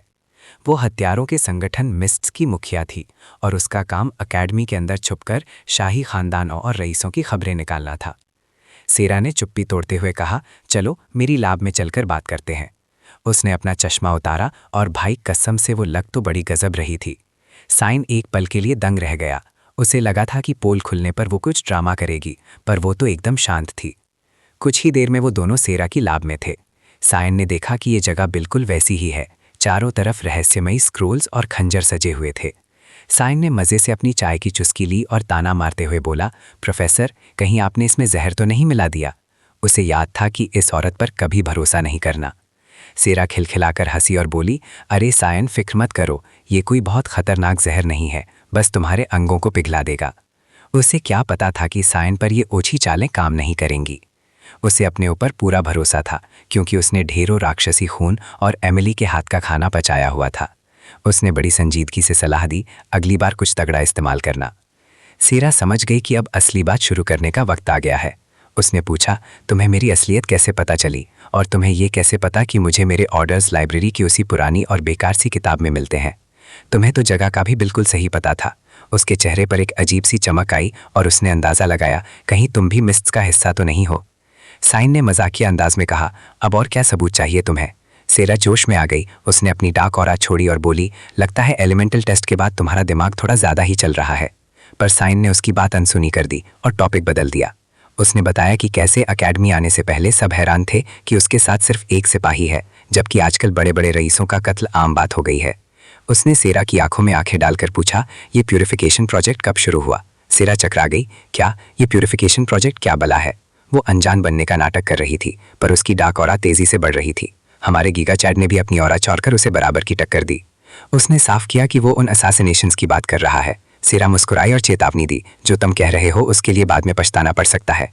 पर साइन पीछे नहीं हटा। उसने पलटकर पूछा, क्या आप वाकई एक स्टूडेंट को धमका रही हैं? तभी अचानक सेरा ने पैर चलाया और पूरी की पूरी मेज साइन की तरफ उछाल दी। साइन पहले से तैयार था। उसने मेज को मुक्का मारने की ठानी। उसने पूछा, क्या आपके पास मेरे सवालों का यही जवाब है? साइन के एक मुक्के ने मेज के 2 टुकड़े कर दिए, पर यह तो बस एक चाल थी। सेरा ने मौका पाकर अपने हथियार निकाले और तेजी से साइन के ऊपर अपनी पोजीशन बना ली। साइन को उसकी चाल समझ आ गई थी और उसने सोचा कि चलो, अब तक मैंने अपनी पहचान काफी हद तक साबित कर दी है। सेरा उस पर हमला करने ही वाली थी, क्योंकि भले ही सायन मिस्ट का होने का दावा कर रहा था, पर सेरा को उसका नाम तक नहीं पता था। उसने दहाड़ते हुए कहा, मैं यहाँ की मुखिया हूँ और मैं अपने एक एक मेंबर को जानती हूँ। वो जमीन पर उतरी और उसने तलवार से ताबड़तोड़ वार करना शुरू कर दिया। सायन थोड़ा पीछे हटा, पर सेरा पागलपन की हद तक उसके पीछे पड़ गई। मैं तुझे इतनी आसानी से नहीं जाने दूंगी। सायन ने ठंडी सांस ली और बोला, भाई, अब तूने मेरे पास और कोई रास्ता छोड़ा ही नहीं है। उसने अपनी तलवार म्यान से निकाली और सेरा के वार को ऐसे झटके में रोक दिया कि वो हक्की बक्की रह गई। सायन ने ताल ठोक कर कहा, अगर यकीन नहीं होता तो खुद देख ले। उसने एक के बाद एक कई वार किए और सेरा को संभलने का मौका तक नहीं मिला। आखिरी वार ने तो उसे पीछे धकेल दिया। सेरा की आंखें फटी की फटी रह गई जब उसने वो खंजर देखा जो सायन के हाथ में था। वो समझ गई कि ये और कोई नहीं, बल्कि वो शैतानी तलवार करम है, जिसे सिर्फ वही चला सकता है जिसे एरू ने चुना हो। अपने गिगाचार्ड हीरो ने एक धांसू पोज दिया और फिर से पूछा, अब तो यकीन है ना? सायन ने एक और बम फोड़ा कि उसे पता है कि मिस्ट अभी अपने उत्तराधिकारी की तलाश में है। ये सुनकर सेरा जैसे जम सी गई। वो सोचने लगी कि साला इसे ये राज कैसे पता चला। सायन ने टशन में कहा, जिसकी तुम्हें तलाश है वो तुम्हारे सामने खड़ा है। मुझे अभी के अभी एरू के पास ले चलो। उसी रात सीन बदला लोएन की एक सुनसान गली की तरफ, जहां परिंदा भी पर नहीं मार रहा था। एक पुराना घर सामने आया और कोई दरवाजे का ताला खोलने के लिए मंत्र पढ़ रहा था। कुछ ही सेकंड में एक बैंगनी रंग का जादुई घेरा बना और दरवाज़ा खुल गया। ये दोनों और कोई नहीं, सेरा और सायन थे, जिन्होंने अपनी पहचान छुपाने के लिए काले चोगे पहने हुए थे। सैरा ने चुप्पी तोड़ते हुए कहा, तुझे ज़रा भी हैरानी नहीं हुई कि यहाँ ऐसी जगह पर हमारा अड्डा है? उसने आगे कहा कि यही वो रास्ता है जो तुझे उस वेदी तक ले जाएगा जहाँ तू जाना चाहता है, पर यहाँ से आगे तुझे अकेले जाना होगा। वहाँ से एक बहुत ही खौफनाक और काली ऊर्जा निकल रही थी। सायन अकेले घर के अंदर घुसा। उसने गौर किया कि ये कोहरे के देवता की शक्ति से बना एक अनोखा इलाका है, जो बाहर से जितना छोटा दिखता है, अंदर से उससे कहीं ज़्यादा बड़ा है, जैसे कोई दूसरी ही दुनिया हो। सायन भले ही थोड़ा प्रभावित हुआ, पर उसने अपनी चौकसी कम नहीं की। उसने तुरंत ताड़ लिया कि कौन सी दिशा में कितने हथियारे छुपे हैं, 2 सामने और 3 ऊपर की तरफ। तभी उसकी तरफ खंजरों की बारिश हुई, पर उसने तो ये पहले ही भांप लिया था और बड़े आराम से सबको हवा में ही उड़ा दिया। फिर शुरू हुआ असली एम्बुश। 2 हत्यारे सायन के पीछे प्रकट हुए। उसने सोचा, भाई ये स्वागत समारोह तो मेरे लिए भी कुछ ज़्यादा ही हो गया। वो पीछे की तरफ उछला और फिर खुद हमला बोल दिया। उसने अपने खंजर फेंके और ज़्यादातर हत्यारे तो हिल भी नहीं पाए, पर उनमें से एक बड़ा शातिर था। उसने बिल्कुल वैसे ही खंजर को रोका जैसे सायन ने पहले रोका था। सायन दंग रह गया। अबे इतनी जल्दी रिएक्ट कर लिया इसने। उस हत्यारे की आंखें भी चमक उठीं। उसे लगा कि लड़ाई मज़ेदार हो रही है। उसने इशारा किया, सीक्रेट टेक्निक एक्सपेंशन। सारे हत्यारे एक साथ आए और उन्होंने डेथ हॉर्न फॉर्मेशन बना ली। सायन अब चारों तरफ से घिर चुका था। इसका तोड़ निकालने के लिए उसने अपनी गहरी लाल ऑरा छोड़ी और मंत्र पढ़ा। उसने अपना हाथ उठाया और सारी शक्ति एक जगह जमा कर ली। हत्यारे उसे देखकर घबरा गए, पर एक बोला, अरे डरो मत, ये बच्चा ऐसी तकनीक इस्तेमाल नहीं कर पाएगा। वो जिस तकनीक की बात कर रहे थे वो थी ब्लड थर्स्ट वेव। ये हत्यारों की एक गुप्त तकनीक है जिसमें वो अपनी मारने की प्यास को एक असली हमले में बदल देते हैं। सायन ने एक ज़बरदस्त ऊर्जा छोड़ी जो पूरे इलाके में फैल गई। इसकी चपेट में आते ही हत्यारे जैसे जम गए। कईयों को तो सांस लेना भी भारी पड़ गया। कुछ ही पलों में ज़्यादातर हत्यारे ज़मीन पर ढेर थे। सायन ने उन गिरे हुए हत्यारों की तरफ देखा और समझ गया कि ये लोग अब कुछ देर तक तो उठने से रहे। उसने उन पर रहम खाया और उन्हें जान से नहीं मारा, पर तभी उसकी नज़र एक बंदे पर ठहरी। वही हत्यारा जिसने पहले उसका खंजर हवा में उड़ा दिया था, वो अभी भी सीना तान के खड़ा था। सायन ताड़ गया कि पक्का ये कोई बड़ा खिलाड़ी है। उसे पता था कि अब फालतू टाइम खराब करने का कोई फ़ायदा नहीं है, तो उसने सीरियस होने का फैसला किया। उसने अपनी फॉग सूट की एक खास तकनीक चालू की। उसने अपना एक हाथ उठाया और दूसरे हाथ में अपनी शैतानी तलवार को बुला लिया। इस मूव को कहते हैं unshakable roots of a great tree, एक विशाल पेड़ की अडिग जड़ें। वो हत्यारा तेजी से सायन की तरफ झपटा। सायन दंग रह गया क्योंकि उस बंदे ने उसकी तकनीक को बीच में ही रोक दिया और उसे टकराने पर मजबूर कर दिया। सायन सोचने लगा, अबे ये है कौन? मिस्ट का कोई मामूली मेंबर तो मेरी तकनीक को ऐसे बीच में नहीं रोक सकता। तभी उस हत्यारे का नकाब जमीन पर गिर गया और उसने बोलना शुरू किया। उसने सायन की तारीफ की कि वो अपनी स्किल्स में कितना माहिर है। जब उनकी तलवारें अभी भी आपस में टकरा रही थीं, तो उस हत्यारे का चेहरा साफ दिखा।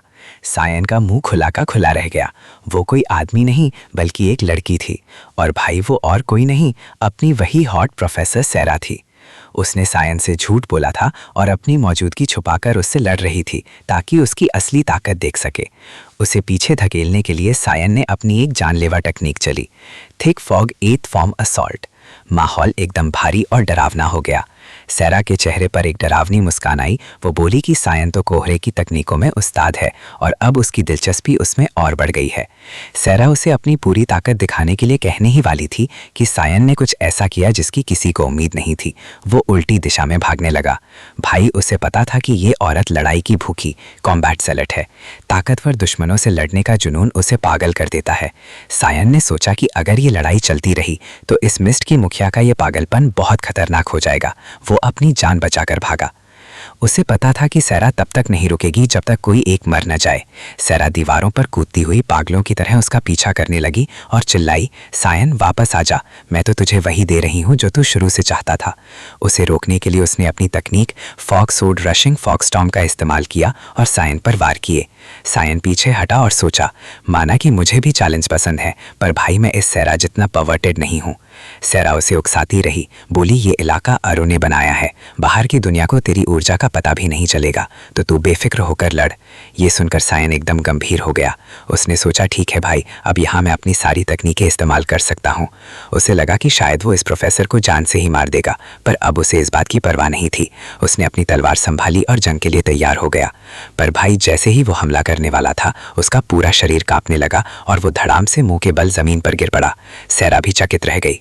तभी पूरे इलाके में एक औरत की खौफनाक आवाज़ गूंजी, मुझे पता था, अब तुम आराम कर सकते हो। सैरा की आंखें फटी की फटी रह गईं जब उसने उस आवाज़ की मालकिन को देखा। वो और कोई नहीं, हमारी असली डेमोनिक सूट की रानी करुम थी। वो पहली बार अपने असली रूप में प्रकट हुई थी। उसने सैरा से कहा कि वो बीच में नहीं आना चाहती थी, पर सैरा ने उसे मजबूर कर दिया। उस पर्वर्ट प्रोफेसर ने जैसे ही तलवार की रूह को पहचाना, वो तुरंत घुटनों की दल बैठ गई। करुम ने कड़क आवाज़ में पूछा, अभी ये क्या ड्रामा चल रहा है? तू अरू की पूजा करती है और यहाँ मेरे ही मालिक पर हमला कर रही है। सेरा ने बड़े टशन में जवाब दिया कि मैं तो बस ये पक्का कर रही थी कि क्या सायन वाकई वही उत्तराधिकारी है जिसका हमें इंतजार था।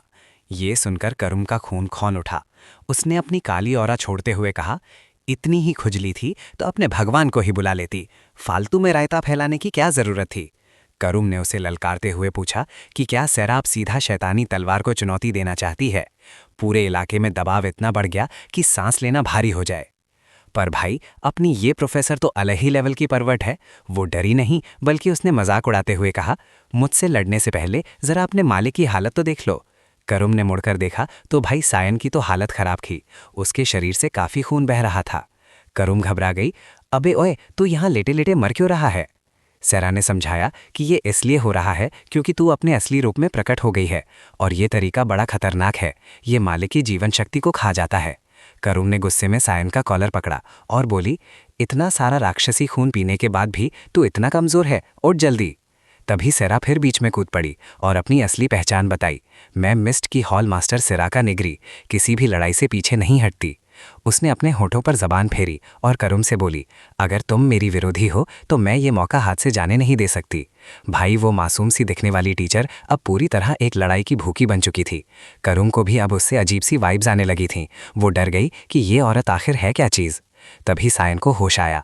उसने लड़खड़ाते हुए करुम से पूछा कि वो अचानक प्रकट क्यों हुई, पर करुम ने उसे पीछे हटने को कहा और बोली, तू बस पीछे खड़ा रहे, आज मैं इस सरा को वो सबक सिखाऊंगी जो ये जिंदगी भर याद रखेगी। सरा तो जैसे इसी बल का इंतजार कर रही थी। वो बोली कि मेरे लिए बड़े सम्मान की बात होगी आपसे लड़ना। करुम चिढ़ गई। देख ले, बाद में रोना मत और माफी मत मांगना। सरा मुस्कुराई, मुझे तो मजा ही तब आएगा जब तुम मुझे उस हद तक पहुंचा दोगी। ये दोनों भिड़ने ही वाले थे कि एक भारी आवाज गूंजी, बस बहुत हुआ। अचानक एक गहरे नीले रंग का पोर्टल खुला। सायन समझ गया कि ये वही है जिसका उसे इंतजार था। उस आवाज ने सरा को हुक्म दिया कि उत्तराधिकारी को वेदी तक भेजो। सरा ने तुरंत घुटनों के बल बैठकर हुक्म माना। सायन के चेहरे पर एक अजीब सी मुस्कान थी। आखिरकार वो अंधेरे के देवता अरू से मिलने वाला था। लोग कहते हैं कि काले कोहरे का देवता बुरा है, वो बिना सोचे समझे मार देता है, पर अरू का कहना है कि वो वही करता है जो लोग चाहते हैं। सही और गलत का फैसला दूसरे नहीं करते। अगर तुम मरते दम तक अपने उसूलों की रक्षा कर सको तो उतना काफ़ी है। भाई, ये लॉजिक तो पागलपन भरा है, पर कुछ लोग मानते हैं कि ये देवता बस कमज़ोरों की रक्षा करने की कोशिश कर रहा है। देखा जाए तो वो बड़ा इमोशनल बेवकूफ़ है। सायन पोर्टल से बाहर निकला। सामने एक बहुत बड़ी सीढ़ियाँ थीं और सबसे ऊपर देवता का सिंहासन था। अरू ने पूछा, क्या तुम जानते हो मैं कौन हूँ? सायन बोला, बिल्कुल, काले कोहरे के देवता अरू। अरू ने पूछा, क्या तेरा नाम वर्ट है और तेरे पास क्या सबूत है कि तू मेरा उत्तराधिकारी है? सायन ने कॉन्फिडेंस में कहा, आपको खुद महसूस हो गया होगा कि मेरे अंदर कोहरे की शक्ति है। अरू ने समझाया कि उत्तराधिकारी बनने के दो ही रास्ते हैं, या तो वो खुद मिस्ट स्टोन दे या फिर वो पत्थर खुद किसी काबिल इंसान को ढूंढ ले। अरू बोला, मैं किसी सायन वर्ट को नहीं जानता, तो पक्का पत्थर ने ही तुझे ढूंढा है। उसने ये भी बताया कि पिछले साल वेदी से वो जादुई पत्थर अचानक गायब हो गया था। पर सबसे बड़ी हैरानी की बात अरू के लिए ये थी कि सायन ने करुम तलवार की रूह को जागृत कर लिया था, जबकि खुद भगवान भी उसे ढूंढने में नाकाम रहे थे। अरू ने गौर किया कि सयान ने करुम को बहुत अच्छे से संभाला है। उसने देखा कि इस बच्चे की आंखों में जो चमक और गहराई है वो उसकी उम्र से कहीं ज्यादा है। तभी अरू को सब समझ आ गया। उसने ताड़ लिया कि सयान इस दुनिया और इस वक्त का नहीं है, बल्कि वो किसी और टाइमलाइन से आया है। सयान तो भाई ये सुनकर हक्का बक्का रह गया। उसे लगा था कि अरू ने ही उसे यहाँ दोबारा भेजा है। अरू बड़े रिलैक्स होकर बोला, देख भाई, अगर तू यहाँ किसी सर्वशक्तिमान और सब कुछ जानने वाले भगवान की तलाश में आया है तो तू गलत जगह आ गया है। उसने बताया कि वो अब उतना ताकतवर नहीं रहा, क्योंकि बहुत पहले ही उससे देवता होने के अधिकार छीन लिए गए थे। सयान को एहसास हुआ कि अरू सच कह रहा है। अरू ने मज़े लेते हुए कहा कि मेरे लिए तो चीज़ें बड़ी आसान हो गई हैं। सयान ने पूछा, क्या मतलब? अरू बोला, अब एक परफेक्ट उत्तराधिकारी खुद चलकर मेरे पास आ गया है तो अब मेरा काम कम हो गया। वैसे भी मेरे पास करने को कुछ खास था नहीं। सयान ने ताना मारा, हमेशा की तरह आलसी। तभी अरू की नज़र सयान के चोगे के नीचे छुपी चीज़ पर पड़ी। उसने पूछा, क्या तुझे इस शैतानी तलवार से संतोष नहीं मिला? तो उस होली सोट की शक्ति हड़पने की कोशिश भी कर रहा है क्या? सयान ने अपनी वो कातिलाना मुस्कान दिखाई और बोला, अभी तो ऐसा कुछ नहीं कर रहा, बस मुझे लगा कि अगर दुनिया को इस चीज़ के बारे में पता ही नहीं चलेगा तो ये बेकार हो जाएगी। अरु बोला, भाई तेरे शौक तो बड़े निराले और थोड़े ईविल हैं, पर उसने ज़्यादा पूछताछ नहीं की। फिर अरु एकदम गंभीर होकर बोला, नियम तो नियम है, मैं अपने उत्तराधिकारी से वही सवाल पूछूंगा। ए मालिक, जिसे मेरी शक्तियां विरासत में मिली हैं, तो इस ताकत का क्या करेगा, तो क्या चाहता है? यही सवाल सयान से पिछले जन्म में भी पूछा गया था। तब उसने बेवकूफ़ी भरा जवाब दिया था कि मैं अपने भाई के लिए जीना चाहता हूँ। लेकिन इस बार मामला अलग था। सयान ने ऐलान किया, मेरा कोई बड़ा नेक इरादा नहीं है, ना ही कोई महान काम करना है। मैं इस ताकत का इस्तेमाल सिर्फ और सिर्फ अपने खुद के फ़ायदों के लिए करूँगा, सिर्फ मेरे लिए। अरु ने उसे चेतावनी दी, देख ले, सही और गलत का फैसला तुझे ही करना है। क्या तुझे यकीन है कि तुझे बाद में पछतावा नहीं होगा? सोच समझकर जवाब दे, क्योंकि तेरे जवाब पर तेरी जान भी जा सकती है। सयान अपनी बात पर अड़ा रहा, मुझे अंजाम की परवाह नहीं है, पर मैं किसी के हुक्मों पर नहीं चलूंगा, मैंने ये रास्ता चुन लिया है। अरु समझ गया कि इस लड़के के पास कोई ना कोई प्लान ज़रूर है। जब उसने प्लान पूछा तो सयान ने कड़क जवाब दिया, नहीं बताऊंगा। अरु मुस्कुराया, चल कोई नहीं, तू है तो बड़ा बोरिंग इंसान। फिर माहौल थोड़ा फैमिली ड्रामा वाला हो गया। अरु अपनी बेटी करुम से बात करने लगा। उसने कहा, करुम, तू तो काफ़ी बदल गई है। क्या तू अपने इस मालिक को इतना पसंद करने लगी है कि उसकी इतनी वफादार हो गई है? करुम बेचारी शर्मा गई और अनजान बनने का नाटक करने लगी। अरु को बड़ा मज़ा आ रहा था, वो उसे चूमने के लिए आगे बढ़ा। करुम तो भाई अपनी जान बचाकर भागने लगी। करुम चिल्लाई, पागल बुढ़े, मालिक कुछ करो ना। सयान मज़े लेते हुए बोला, अरे वाह, बाप बेटी का कितना प्यारा रिश्ता है। तभी एक तेज़ रोशनी हुई और करुम अपने असली औरत वाले रूप में आ गई। वो चकित रह गई कि बिना सयान के जादुई शक्ति इस्तेमाल किए उसे ये शरीर कैसे मिल गया। अरु ने हंसते हुए बताया कि उसने अपनी खुद की जीवन शक्ति का इस्तेमाल किया है। उसने दुखी होने का नाटक किया और बोला, तुझे पसंद नहीं आया क्या? तुझे अपने मालिक की सेवा करने के लिए एक असली शरीर की ज़रूरत पड़ेगी ना, अगर तू समझ रही है कि मेरा क्या मतलब है। अरु ने जिस अंदाज में सेवा शब्द बोला, करुम का दिमाग कहीं और ही चला गया और वो शर्म के मारे लाल हो गई। वो गुस्से में अपने बाप को पकड़कर हिलाने लगी। सयान ये सब देख रहा था और सोच रहा था कि ये दोनों कितने नमूने बाप बेटी हैं।